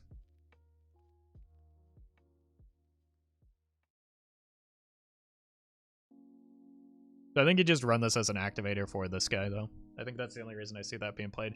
You might... I don't think you want it in Reno Warlock.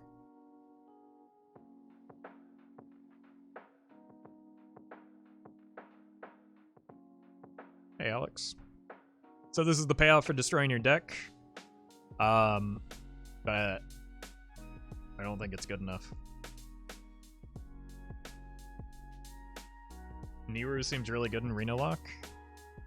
I don't think so. Mechathune Warlock maybe? But when your deck's empty, you win.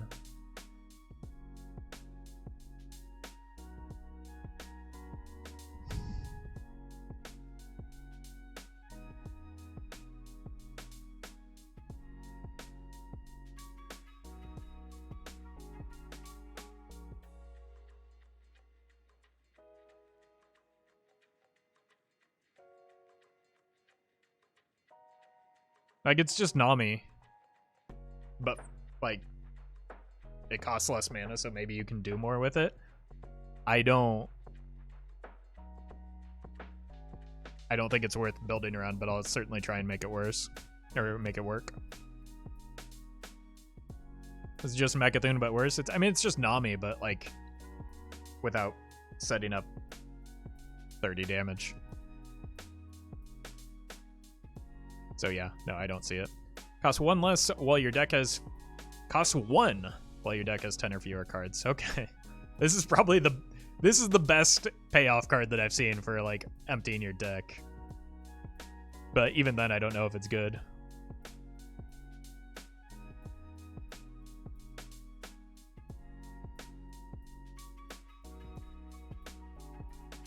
I mean, we get to play Void Contract now, finally, is the upside.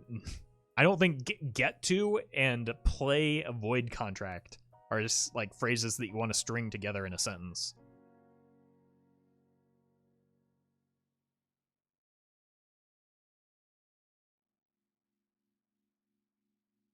Yeah, that archetype's not going to be good in Wild. I'll finally have a reason to play a Tempo Ticketus, though.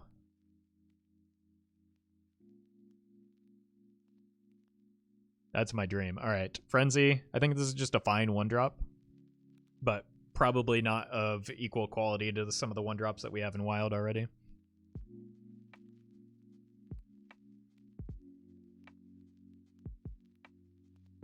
So, it seems like it won't be played that much unless, like, even if you're building a Frenzy Warrior, I don't think you want low-cost Frenzies because you have the payoff. It costs a lot of mana. Bulk up, give a random taunt minion in your hand +1/+1 and copy it. Ooh. Okay, so what I'm going to do is I'm going to do a hand buff taunt warrior early on, and that's maybe some potential in there. But basically you get a lot of minions that like benefit from having high attack, like the ones that generate armor and whatnot.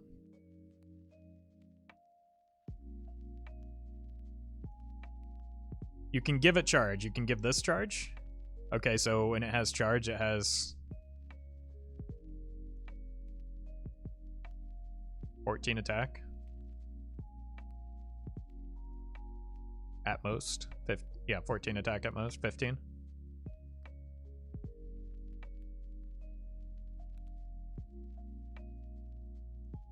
Doesn't seem very good. Conditioning. Also going in that hand buff warrior.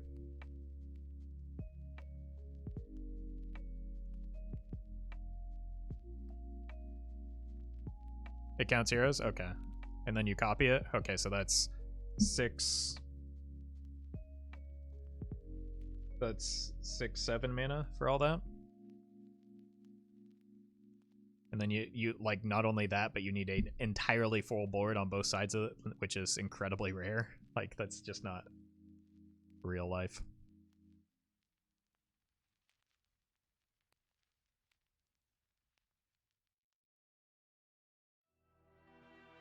Okay. Conditioning, I don't think it's a good card, but I'm going to play it. Same thing with the Kara. After a friendly minion attacks and survives, give it +1/+1. Scaling minions that are understated, generally not a thing that's good enough in Wild, so it does count after a friendly minion, so I imagine it counts her? I don't know. I don't see it. After your hero attacks and kills a minion, draw a card. Again, I don't see where this fits. It does counter self? Okay. then maybe that makes her a little bit better, but like then she's also taking damage, so. Rokara and Pirate Warrior? Definitely not, no. 3 mana for late game value is not what you want. It's a +1/+1 board buff. That's not what the text says.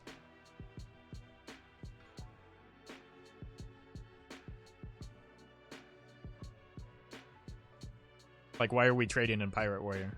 Oh, wait, no, it attacks. Oh, it counts face. It counts face. I'm misreading that. So that's why it could fit. I still don't know if you run that.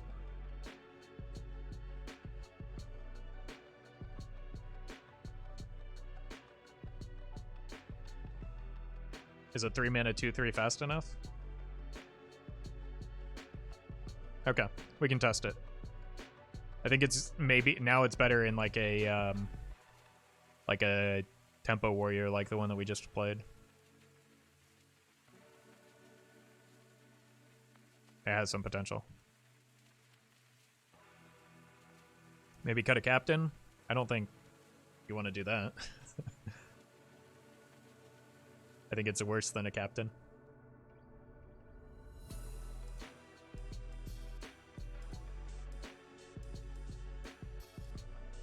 I don't think this card is good. I don't think this card is good. You have enough board clears in Wild as well as enough armor gain. Better than the overkill weapon in my book? I mean, that's a low bar to to hurdle. And like Soul Thrace actually saw a lot of play because it gave you multiple attacks in a turn. So I would disagree with that entirely.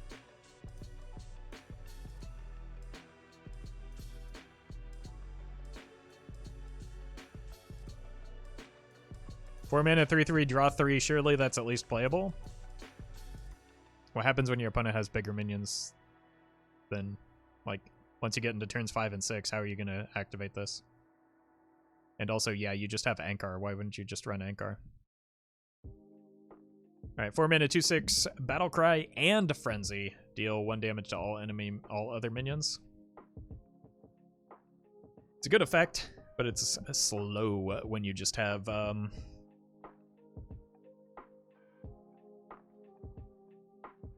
when you just have Risky Skipper, right?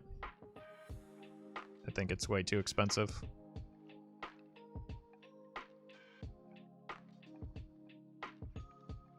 I don't think they combo off of each other. I think it, like, I don't think this gets hit by the 1 damage when it comes out.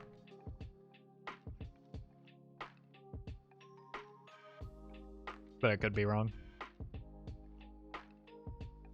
All right, this is part of the hand buff Taunt Warrior that I want to play. To other minions. Oh yeah, of course it doesn't combo off of itself. Yeah. Cryogenics, thank you for the 5 months. Isn't the 4 mana clear good with Barov? Yes, but so is Risky Skipper, so is Warpath, so is Bladestorm, so is like 90% of the cards that you're already running in Wild that cost a lot less than this. Like this. Or are you talking about this? Like paying 4 mana just to clear a Barov board when you already have Broom, Skipper, like all those other cards, like it's just not worth.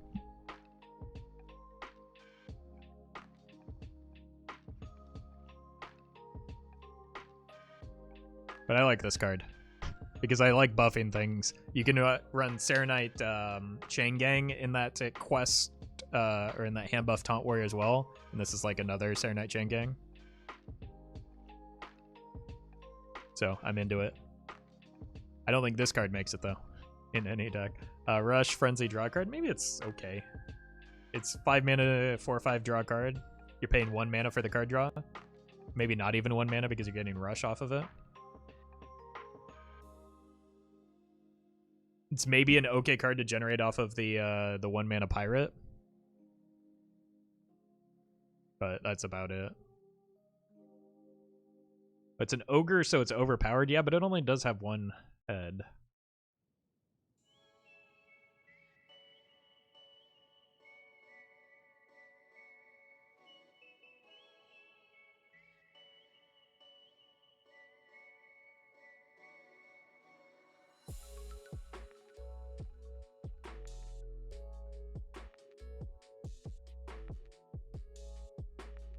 card will be a staple. This one? I do not think this will be a staple. I think this card is a bad card. Especially in Wild. Sorry, I got it.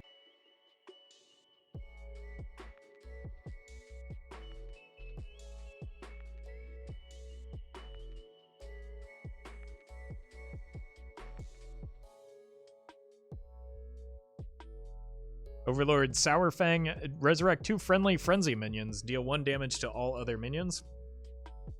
This card seems kind of bad because the frenzy cards seem kind of bad. But I'm gonna try it.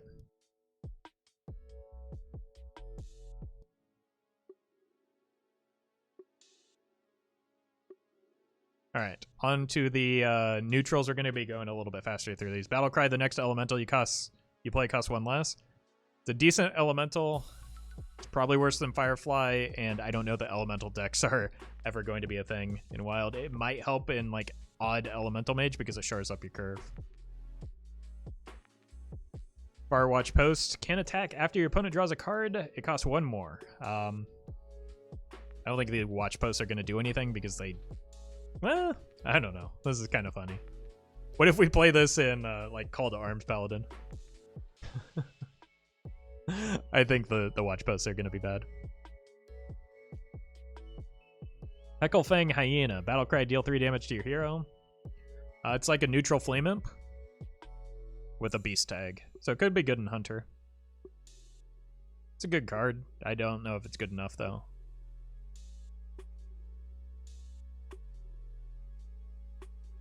This and Call to Arms?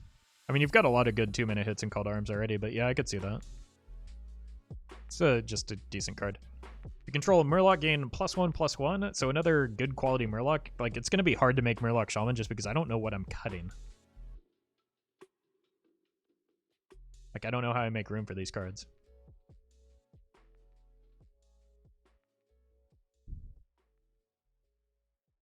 Dark Glare? I think, unironically, it would be good in Dark Glare Warlock in Standard, but not in Wild because you want to make the opponent dead. It's a good card. I think you probably find room for this.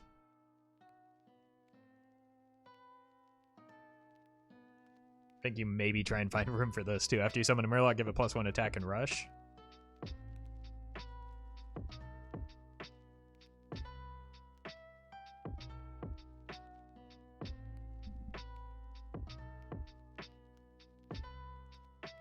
Like, this seems good for swinging back boards. Comparable to Oracle? No, not at all. This is much better than Oracle. Like, Oracle isn't run in most Murloc decks because it's so fragile. But yeah, it's more similar to like a Magic Carpet, which was a very good card.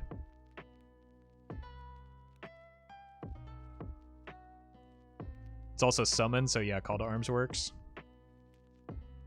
Like, we saw how powerful this effect is with Broom, so you don't have to run Broom. Like, you get a Broom in Murloc decks, which is why yeah, this is nutty. I think this is better than... I think this one is probably better than the Mercenary, but you might find room for both. Okay.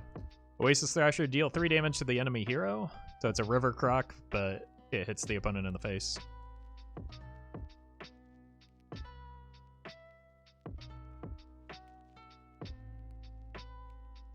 Could be worth in a Beast Hunter. It's also good in the... Like, it's an upgrade for River Croc in the Rexar pool. Peon, add a random spell from your class to your hand. I just want to play this card because it's... Because I want to hear the voice line and it, like, has great art.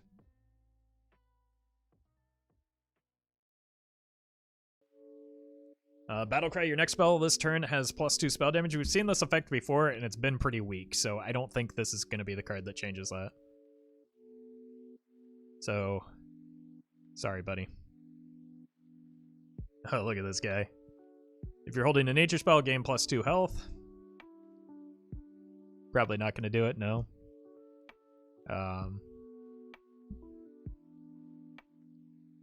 It's just a 2-mana 2/2 taunt most of the time. I don't think it's good. But look at how cute he is.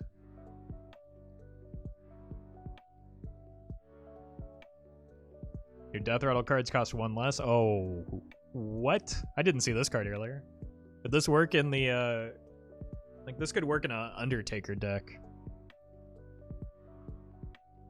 With a lot of 1-mana death rattles. Just, like, stick an Undertaker on 1, coin this out, and spam a bunch of death rattles.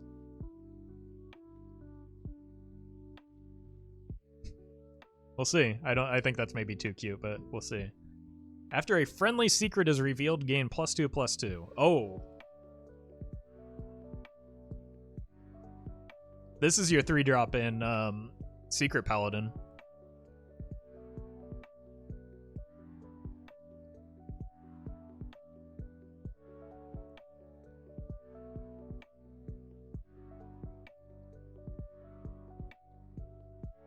You don't run this in Secret Mage, but you definitely... I think you want to bring this back in Secret Paladin, right? Because they... Your secrets proc easily, and you have a lot of them. Terrible art? Well, then maybe next time you should do the art and submit it. Like, guys, it's really easy to be critical of things like that, but, like... You don't have to be a dick about it. You think you can do a better job, then do it. But it's easy to sit here on the internet and... type critical things into Twitch chat. It's hard to make art. I think it's fine. Trashing artists doesn't make you cool? Yeah, in the same way that trashing game designers doesn't make you cool. You're just a dick.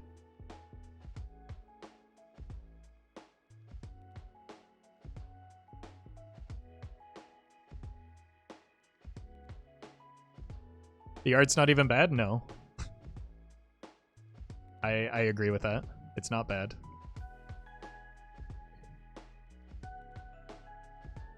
Don't trash people in general? That's good. That's a good rule of thumb.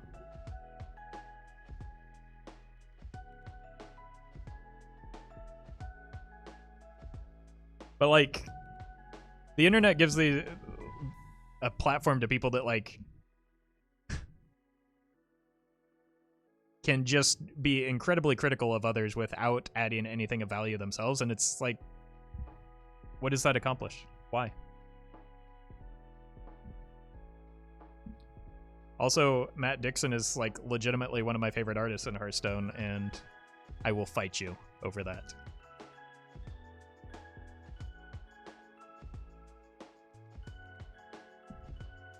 Anyway, it's your 3-spot for Rally Secret Paladin. You can have an opinion, though? No? Yes. And I am able to tell him that his opinion is trash. And that the way that he phrased that is not just having an opinion, it's demeaning somebody's hard work.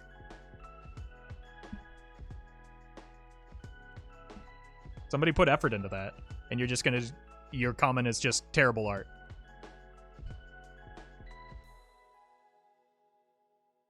Just my opinion, bro. Yeah, I'm with you on that, Zays. Sorry, but I don't understand your logic. My logic is that if you don't have any skin in the game, or you're not sticking your neck out while doing something creative, maybe you shouldn't be in a place where you're demeaning other people's efforts. I feel like that's a pretty reasonable place to be.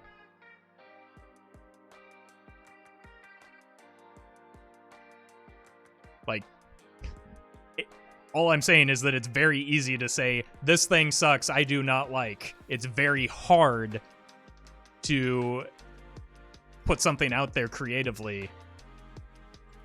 And unless you yourself are doing that, you don't understand how bad it feels when somebody just has that take.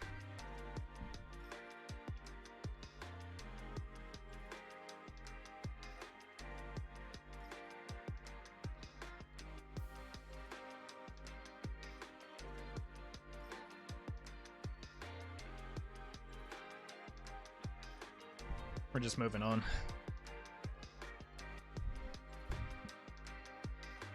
Chad, Matt Dixon versus Virgin Chat. Yeah, I mean, Matt Dixon has legitimately done some of the best card art in Hearthstone. I think his work speaks for him. Deathhold Cultist, restore 4 health to your hero, 3 mana. It's understated with Taunt, though. So it's like a baby Rotten Apple Bomb.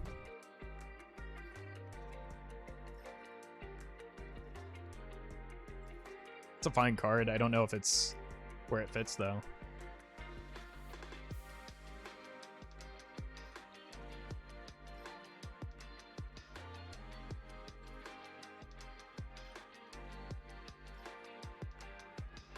It's just an okay card. I don't know if like you run it and everything though. It's a fair card, so it won't see play. That's kind of what I'm looking at as well. Like you don't want to bring it back with N'Zoth. Maybe it finds a place in Death Rattle Demon Hunter, but I think you could do better than this. Battlecry, summon a 2/1 hog with Rush. Look at the piggy. Look at it, chat.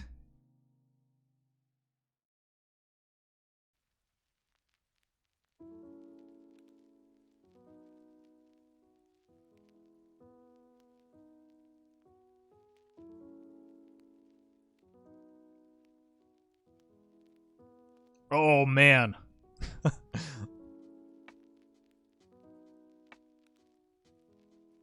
I need this piggy. Like, not in-game, but in my life.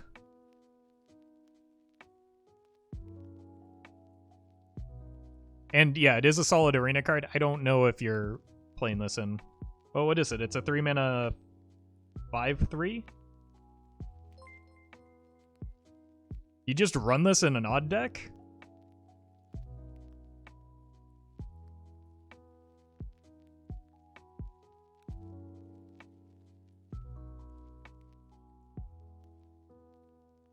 Barone, thank you for the 100 bits.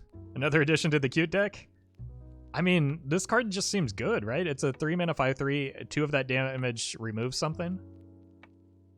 It's a bit like a neutral SI7, yeah, except 1 less stat line and easier to activate.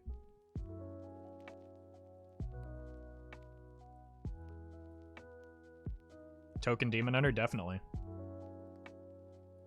It's a good quality card, but again, it might be too fair. Horde Operative, we talked about this a little bit. I think this has some potential to be a decent response to Secret Mage. Just because you get to match their tempo.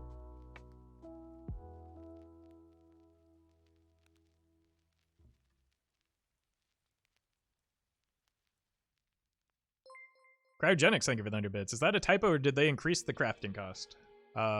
What? I don't know what typo. 50? I don't know.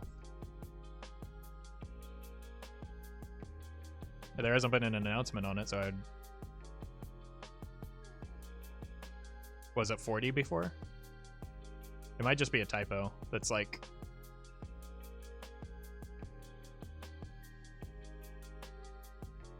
Was 40? Okay. Yeah, I don't know.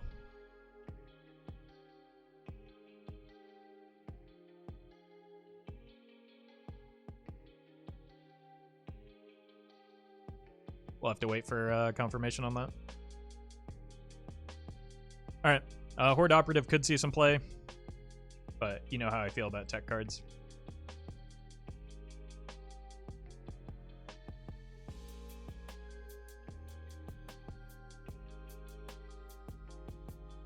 Mancrick, bad card, but I'm gonna have some fun with it. Exactly, Mancrick Shuffle Rogue. Gotta help him find his wife.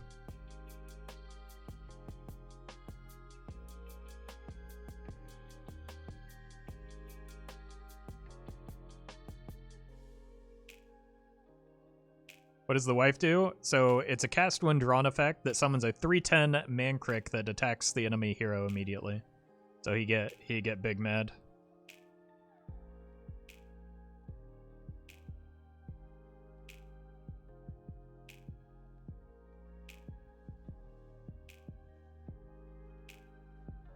Mancrick Shudder things, that could be fun.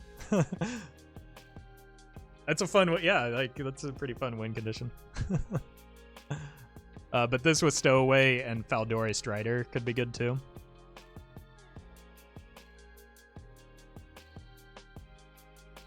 Alright, the watch posts just aren't going to be a thing.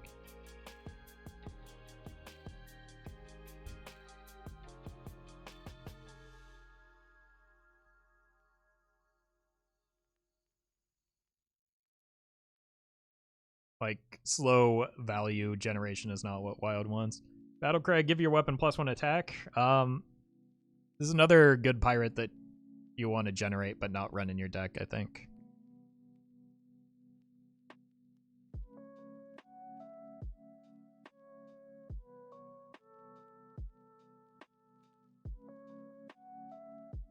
So,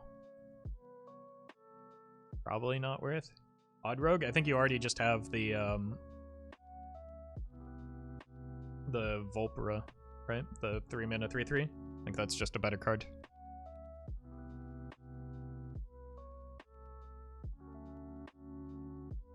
So I don't think you run this card naturally. I think you try and you're okay if you generate it though.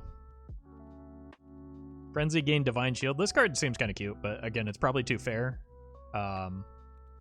It's just like a reverse Divine Shield where it takes some damage and then it's difficult to remove, but I don't think there's a place for it. Cheap's Greenskin. Greenskin is more impactful because it gives the durability. That only giving attack is more like a Naga Corsair. I think this card is just too fair.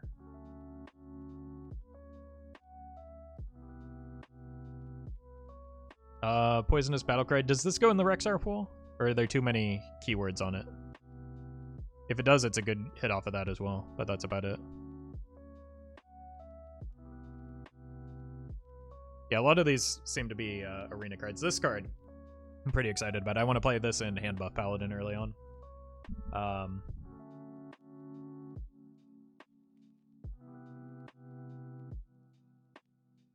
But I think it has some uses outside of that. I think it could go in that hand buff Warrior I was talking about as well.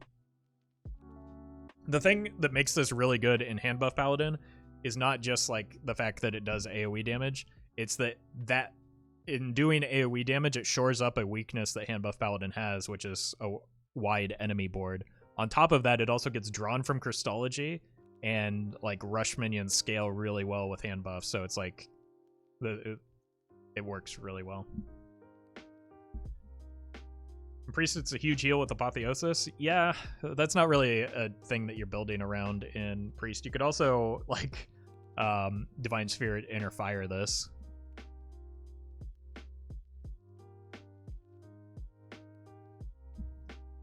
The problem is Priest doesn't have an easy way to get those cards, or get this card in hand, unlike Paladin, which just runs Crystology. You could run like a Rally Inner Fire Priest for this, and that might be a way to do it. Wretched Tutor just does that better, but this, like the lifesteal from Apotheosis is what they're talking about.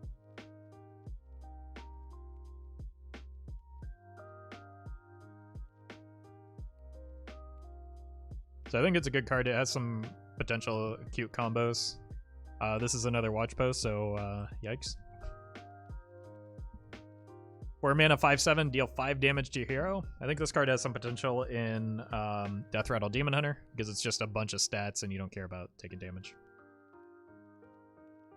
Paladin has lifesteal too? Yeah, but you don't want to run lifesteal in hand buff Paladin, I don't think. But like this is like a Mega Yeti, right? Like this seems wild for 4 mana. It's just a pile of stats.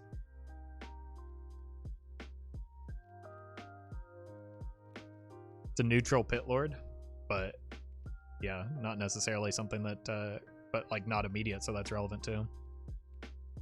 It's very good. Poor Pit Lord. He's so terrible. Alright. Gruntled Patron. Another patron. Summon another Gruntled Patron.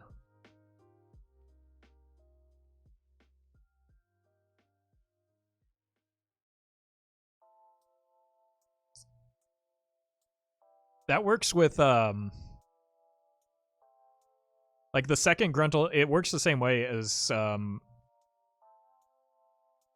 Grim Patron. right? Because the one that you summon is going to be at full health with Frenzy. It will then summon another one. So you can...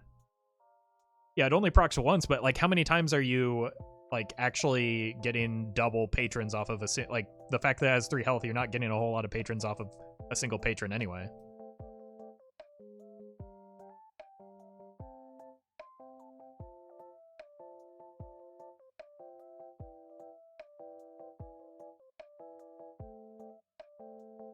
This plus Sourfang? Oh, right. Yeah. It's just redundancy in Patron Warrior.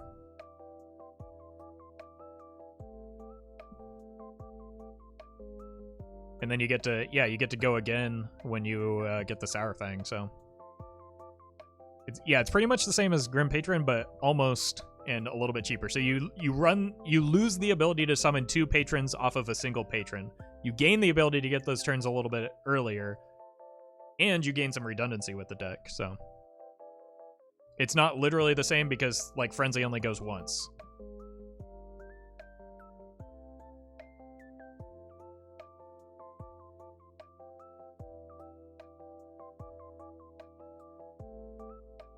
But again, like, it fits in it does good things, and it fits in a deck that, like, is built around a card that does something very similar, so you get, basically, you almost get 4 copies of Grim Patron in your Grim Patron deck. Isn't it a base 3 patrons max on board, though? What? What do you mean?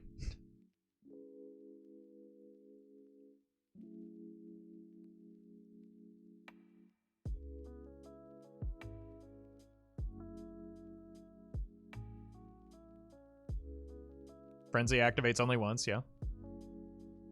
But there's no cap. It's just a matter of how many times you can Whirlwind. Do the copies have Frenzy? Yeah. Why wouldn't they? It just summons a fresh copy of this.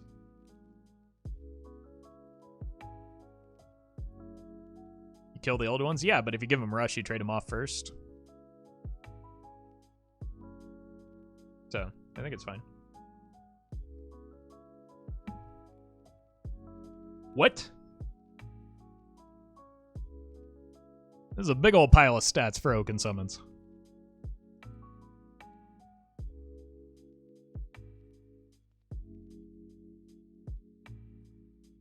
Do we go back to running Oaken Summons in Hadronox Druid?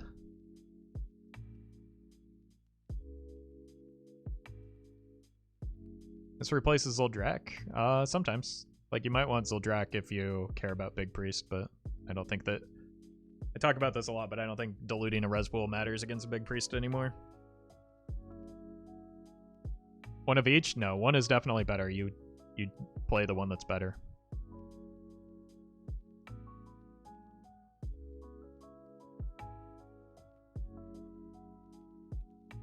Yeah, I think I think you run Oaken Summons package in Taunt Druid now. You've also got the 4-mana card. So, like, I'm just fine resummoning these off of Oaken Summon, or off of Hadronox. Seems good. Alright, Kazakus. We can finally take a look at all of the Kazakus golems. I think Celestalon.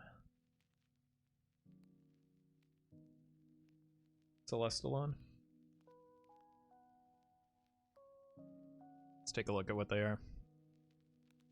Alright, 1/1, 5/5, 10/10. We knew that. Oop, I bumped. Discover your first herb. So you get Rush, Taunt.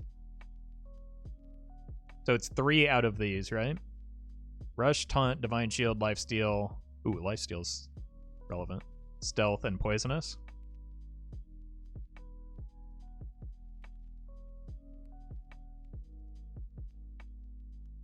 Okay. So those are pretty good. And then give other minions +1/+1, +2/+2, or +4/+4. 2/2 at 5 is good if you have a board lead. It's like a permanent Savage Roar type thing. Battlecry, summon a copy of this.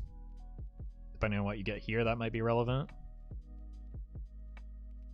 Ice Cap. Freeze a random, 2 random, or all enemy minions. Okay. Deal 3 damage to a random 2 minion or all enemy minions, so seems good. Spell damage +1, +2, or +4, and I think King's Blood is just often one of the best cards, right?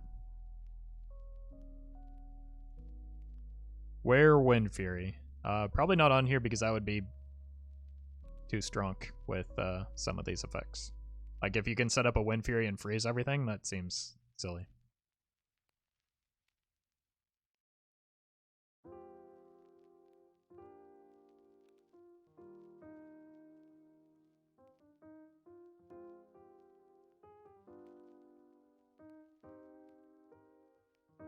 Does anyone know where you go to get the free mega bundles this week? I think that they have yet to announce. They've only announced some of the ways that you can do that, but you can check the post on the Blizzard website. They have the information.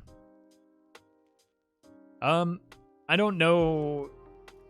Like, I'm gonna try Kazakus in certain decks, but I don't know if those make him worth playing necessarily. It is versatility, and it's like a strong curve play on turn 4 into 5. Like, but it's a really steep restriction. But I think in standard it's going to be worth because you have like a much more limited card pool. I'm gonna guess that Kazakus will see lots of play. I agree that he will in standard, but I don't know about wild. Kazakus and Token Druid, maybe? I think that seems a little slow though.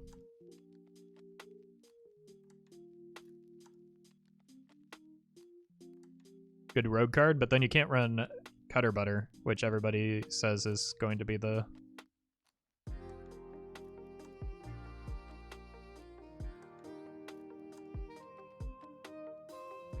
card that breaks the game.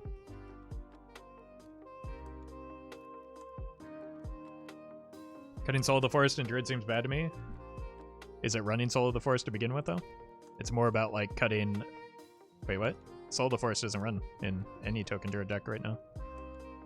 I lost my spot. We're on Kazakus. Okay. 4 mana, 5/5. Discover a card in your opponent's deck. They draw theirs as well? What? What do those words mean?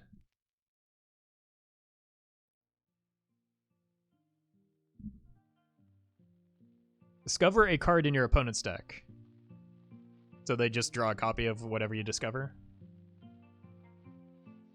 Oh, you get to... Okay, you get the card. I see. So you get the card, and then they draw theirs from their deck. That makes sense.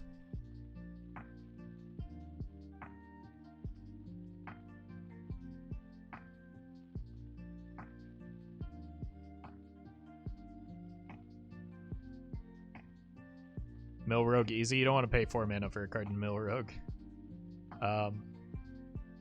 Could be fun in like a Chaos Shutter Shaman. Too goofy for most situations, I agree. I think the big thing that you're getting out of this is a 4 mana 5/5. Yeah, exactly. It's an aggro card.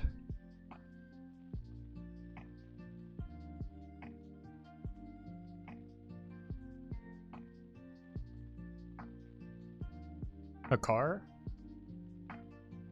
Yeah, and only the opponent would take damage from that because they're the only ones drawing it.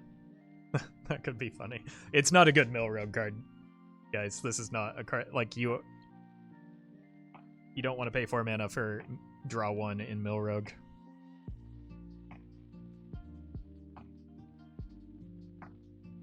Like, that's just not good value. I think most of the time this is just a 4 mana 5/5. Spirit Healer, after you cast a holy spell, give a random friendly minion up +2 health. It's fun, but probably not good. I think it's too fair. Your opponent would draw 3 cards. What? No. You discover a card in your opponent's deck, you get that card, and then the opponent draws their copy of that card as well. They don't draw every copy of it, I don't think. Theirs is possessive there, not plural.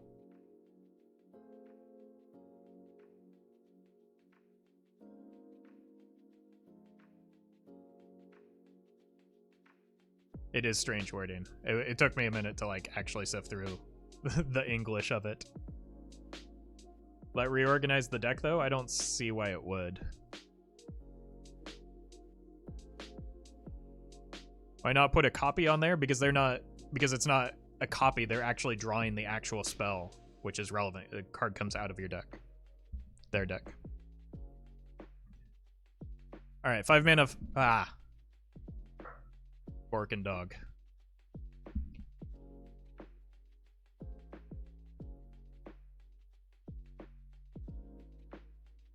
Doesn't that pirate draw all bombs from your deck? The way I'm reading it, it only draws a single card from your deck. I don't think that it draws every copy of the card. I could be wrong, but I don't think it's every copy.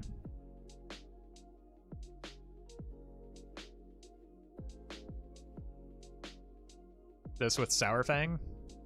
You have to activate this though. Like I think this is too slow. It's too fair a card for Wild.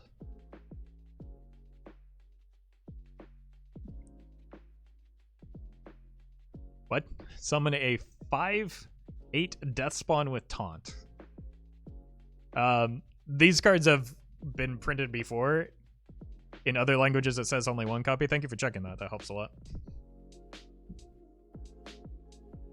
And English is weird. There have been a lot of cards like this in the past, and they've universally been terrible.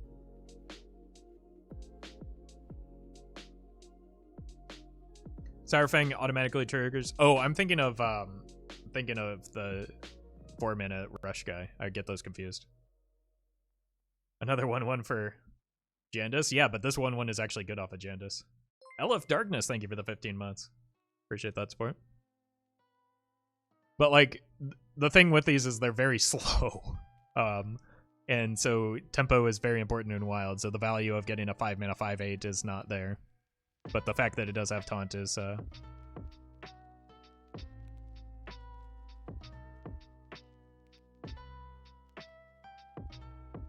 South Sea is discover a card, not spell, is it? Oh, you're right. I was just adding spell in there. Yeah, I think it's just a 4-mana 5/5, and it's a good card at that. Like, it just wants to be a 4-mana 5/5 that gives your opponent a card.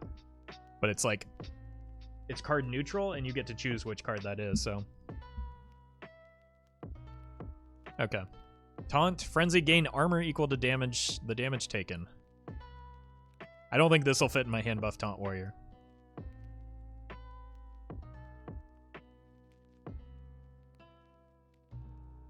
Shield Slam that for double armor. Yeah, it's especially great if you have like 8 or more armor, then you can go up to 8 or more.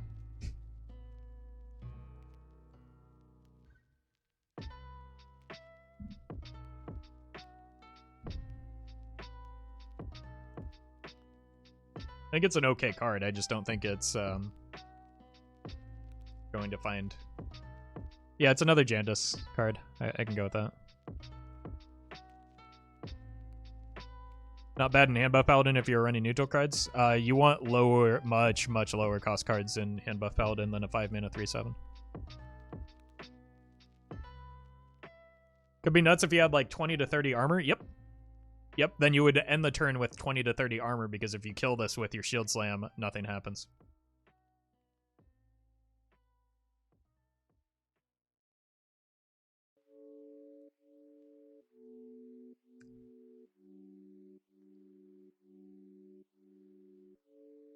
So I don't think you want to waste a Shield Slam when you're at 20 to 30 armor. Commanding, so you're going to use 3 cards just to gain 20 armor? Sorry. 2.5 cards because you draw a card from Command and Shout. That sounds extraordinarily terrible. Barto, thank you for the 4 months with Prime. Raffle, I'm deeply offended by your opinions about chili, but I suppose I can still support a creator with different preferences than me. Well, I'm glad you're willing to make that sacrifice. I know it's difficult, but also Skyline is just not good. I'm sorry. Razormane Raider. 5 mana 5/6. Attack a random enemy. So it's a Pit Lord with a Pit Fighter with upside.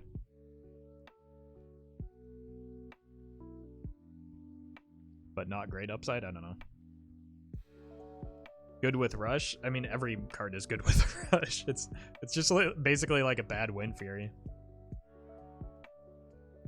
Yeah, I think it's an arena card.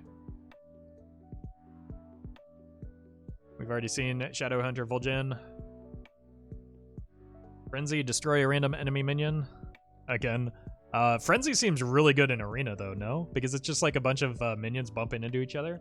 I think Frenzy will be relevant in Standard, but not so much in Wild. Again, because of the limited card pool.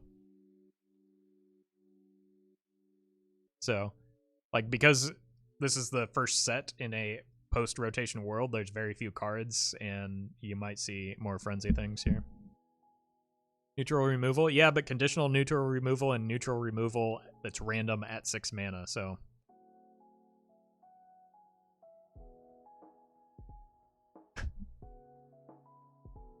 Summon a 5/5 lookout for each watch post you've summoned this game. So this summons 0 5/5s because you don't bother running lookout or watch posts in your deck. Oh my god, this is brutal.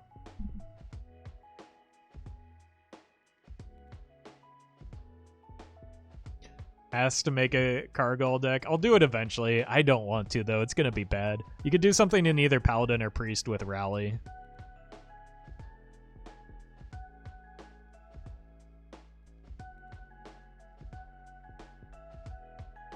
Alright, last one. Draw your highest cost spell. Summon a random minion with the same cost. So this fits in Spiteful decks, right? It's a pretty decent effect. Especially in Druid, where sometimes you do want to draw the spells like Cenarian Ward or Survival of the Fittest. Eventually you do kind of want to play them. It's a third payoff between Archivist and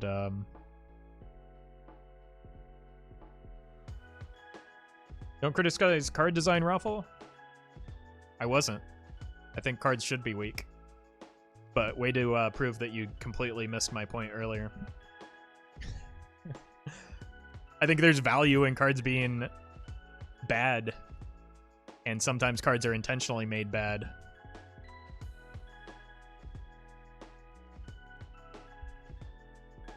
Anyway,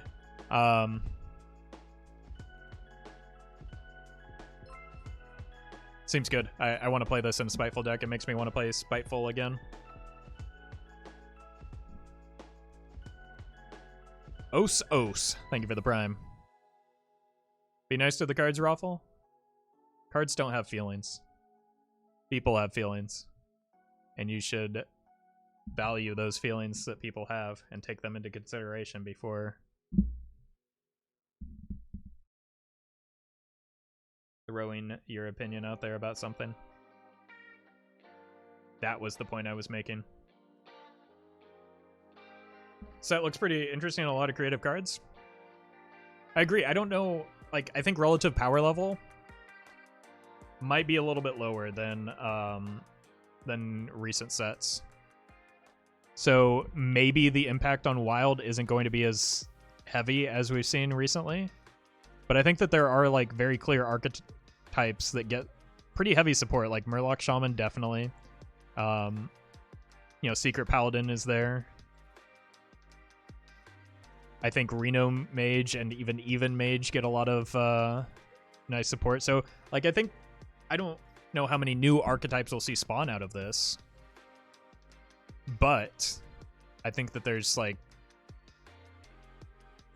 support for existing archetypes that, you know, a lot of these cards will see play. Impact on Wild will be high? I think it's too early to say that. I don't know. I'd be happy if I'm wrong. I would love to see things shake up. I think this is a card that I could see seeing play. I think Gruntled Patron. I don't think Patron Warrior's coming back, but I'm going to try and make it anyway. And so that comes back with the Charge Lady. Shuffle Rogue. Yeah, that's kind of a meme though. But like Shuffle Rogue is already kind of on the fringe. So maybe just some extra burst is a way that it gets there. What else did we see? There's some decent stuff that can go into Taunt Druid. Like this card, I'm still not sold on. Like I want to run Oaken Summons for the new 4-mana Taunt, but then you run the risk of pulling this, but maybe you're just okay with that. Elemental Shaman? I don't know that Elemental Shaman will be a thing. But it definitely got some... Like, I don't know if it'll be viable enough, but it definitely did get some good support. Like, I really like the hero power cards in Mage.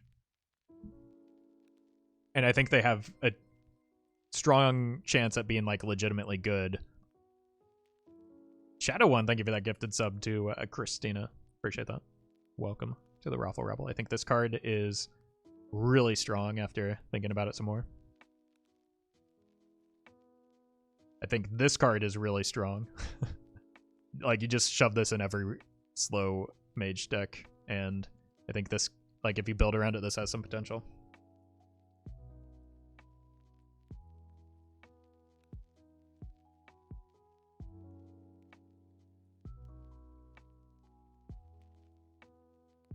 Yeah, overall, I think it looks like a pretty fun set. I think there are a lot of things that I'm eager to try out, like Tavish seems really cool. I'm excited for how they support spell schools later into the mini set. I'm just like, the spell schools are going to be permanent, so that opens up design space for the rest of Hearthstone, you know?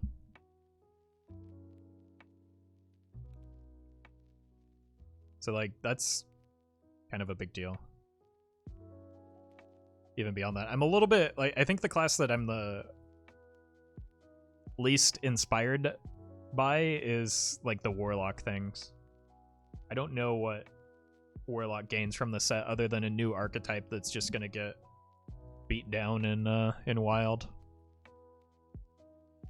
When's the release date? The release date is on the 30th, so a week from tomorrow.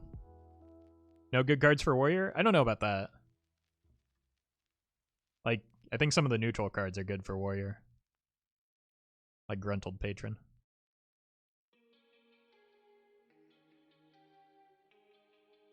Isn't the release day the 25th? No, that's the next patch. I'm excited for Taunt Druid. Yeah, I think there's some potential there, just because I think the card that makes Taunt Druid the best is the 2-mana card. You basically, like, people are gonna laugh at me for running 2 copies of this when I only have 1 Hadronox, but like, it effectively gives you 3 copies of Hadronox in your deck. What do you think about the new Priest card? I think I'm alone in this. I mean, no, somebody in chat agreed with me, but I think this card might be better than the 4-mana card. I think they're both very good, though. Both Priest Legendaries seem kind of nutty.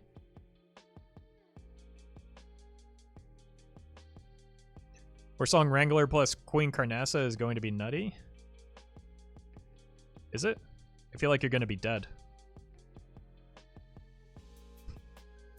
I'll probably play it, but like it seems really bad because Quest Hunter is really bad.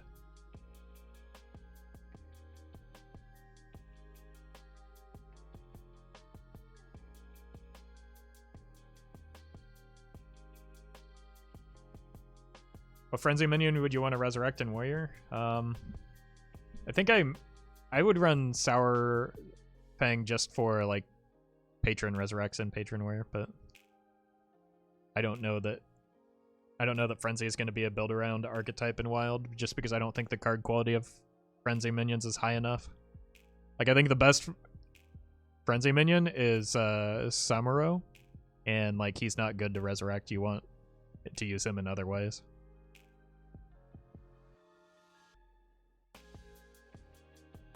Are there ways to copy lots of Wildfires? Swag was in here earlier. He's talking about Drakari Enchanter, Quest plus Vargoth to play it a whole bunch of times.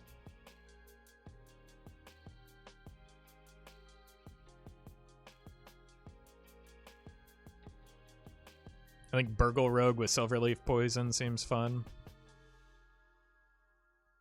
But that, and I think Scabs could be good in that deck as well. I'm excited to get into Secret Paladin. Yeah, Secret Paladin got a lot of good stuff this set, didn't it? Like, it even got Murlocs. And it gets 4-mana Call to Arms soon, but, like, even Paladin looks pretty good with the Holy stuff. Libram, Pure Paladin looks good with these Holy synergies. It obviously got the Secret stuff. Like, I think Paladin's gonna get strong after this.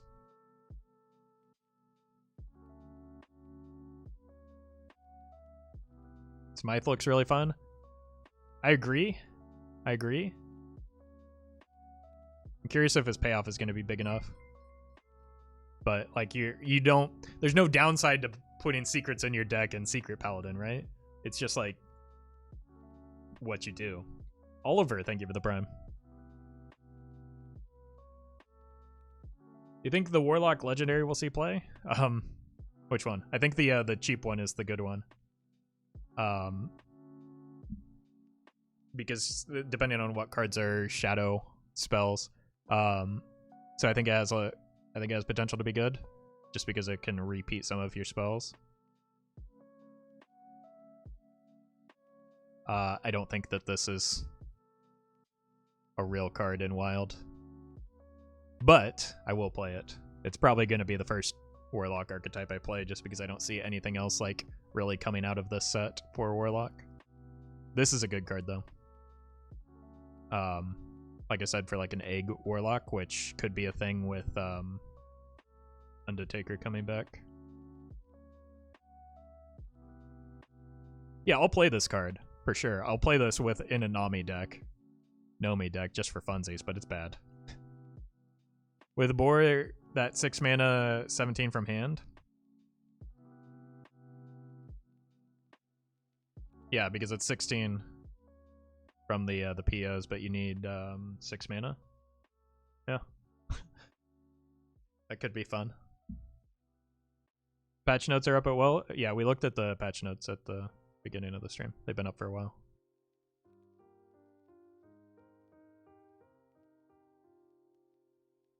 Alright, I did not realize it was already 2:30. So we could also do like an Arcane Golem, so that's 3 extra damage, so it's 20 damage. You can filter to see the shadow, can you?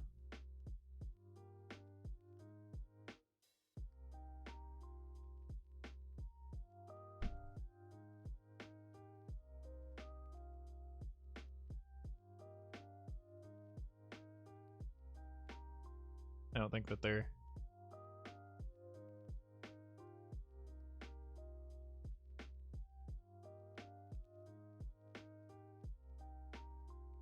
Oh, filter. Huh.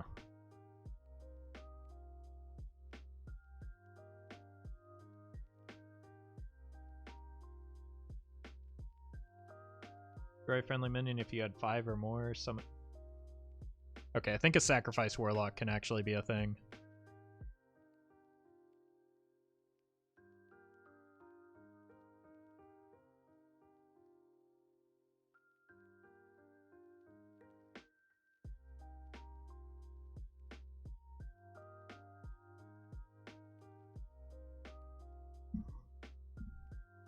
I don't know if the old cards are getting spell schools after all, but I thought they were. I just don't think that the new versions of old cards exist yet because they haven't, like, they've only added the core set as a separate set of cards. Right? Like Demon Companion probably gets a spell school. Does it? Mana Burn, I feel like would be Shadow or Fel. And like they just haven't, because they aren't part of the core set, they haven't been updated on the site yet. Is there any support for the Death Rattle Demon Hunter cards? I mean, yes. Just like good Death Rattles plus the cards that they released in Demon Hunter. There's no class specific Death Rattle cards necessarily, but like it's still pretty good.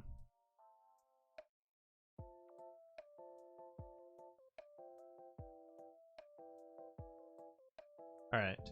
I do think I'm going to call it there rather than going into theory crafting. I'll probably do some theory crafting tomorrow since the patch releases on Thursday, and that's when I'll start doing unnerfed decks rather than playing Hearthstone right now. I did hit Legend this weekend, but that was more in preparation for the unnerfs. But I will be back tomorrow, and I'll actually be back at the usual time rather than a little bit later because there's no Hearthstone event going on. So 10 a.m. Pacific, hit that follow button. You'll get a notification when I go live. You can follow me on Twitter, Instagram, Facebook. I do have giveaways that I'm going to do. I will ping somewhere or announce on Twitter, probably in Discord as well, ahead of time so that you know when that's going to happen. I've got a couple more bundles to give away that I'm going to do on Twitch, so be prepared for that. And in the meantime, why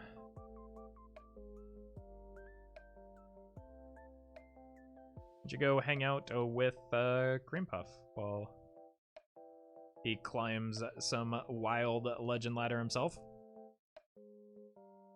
Thanks for watching, everyone, and hope to see you tomorrow.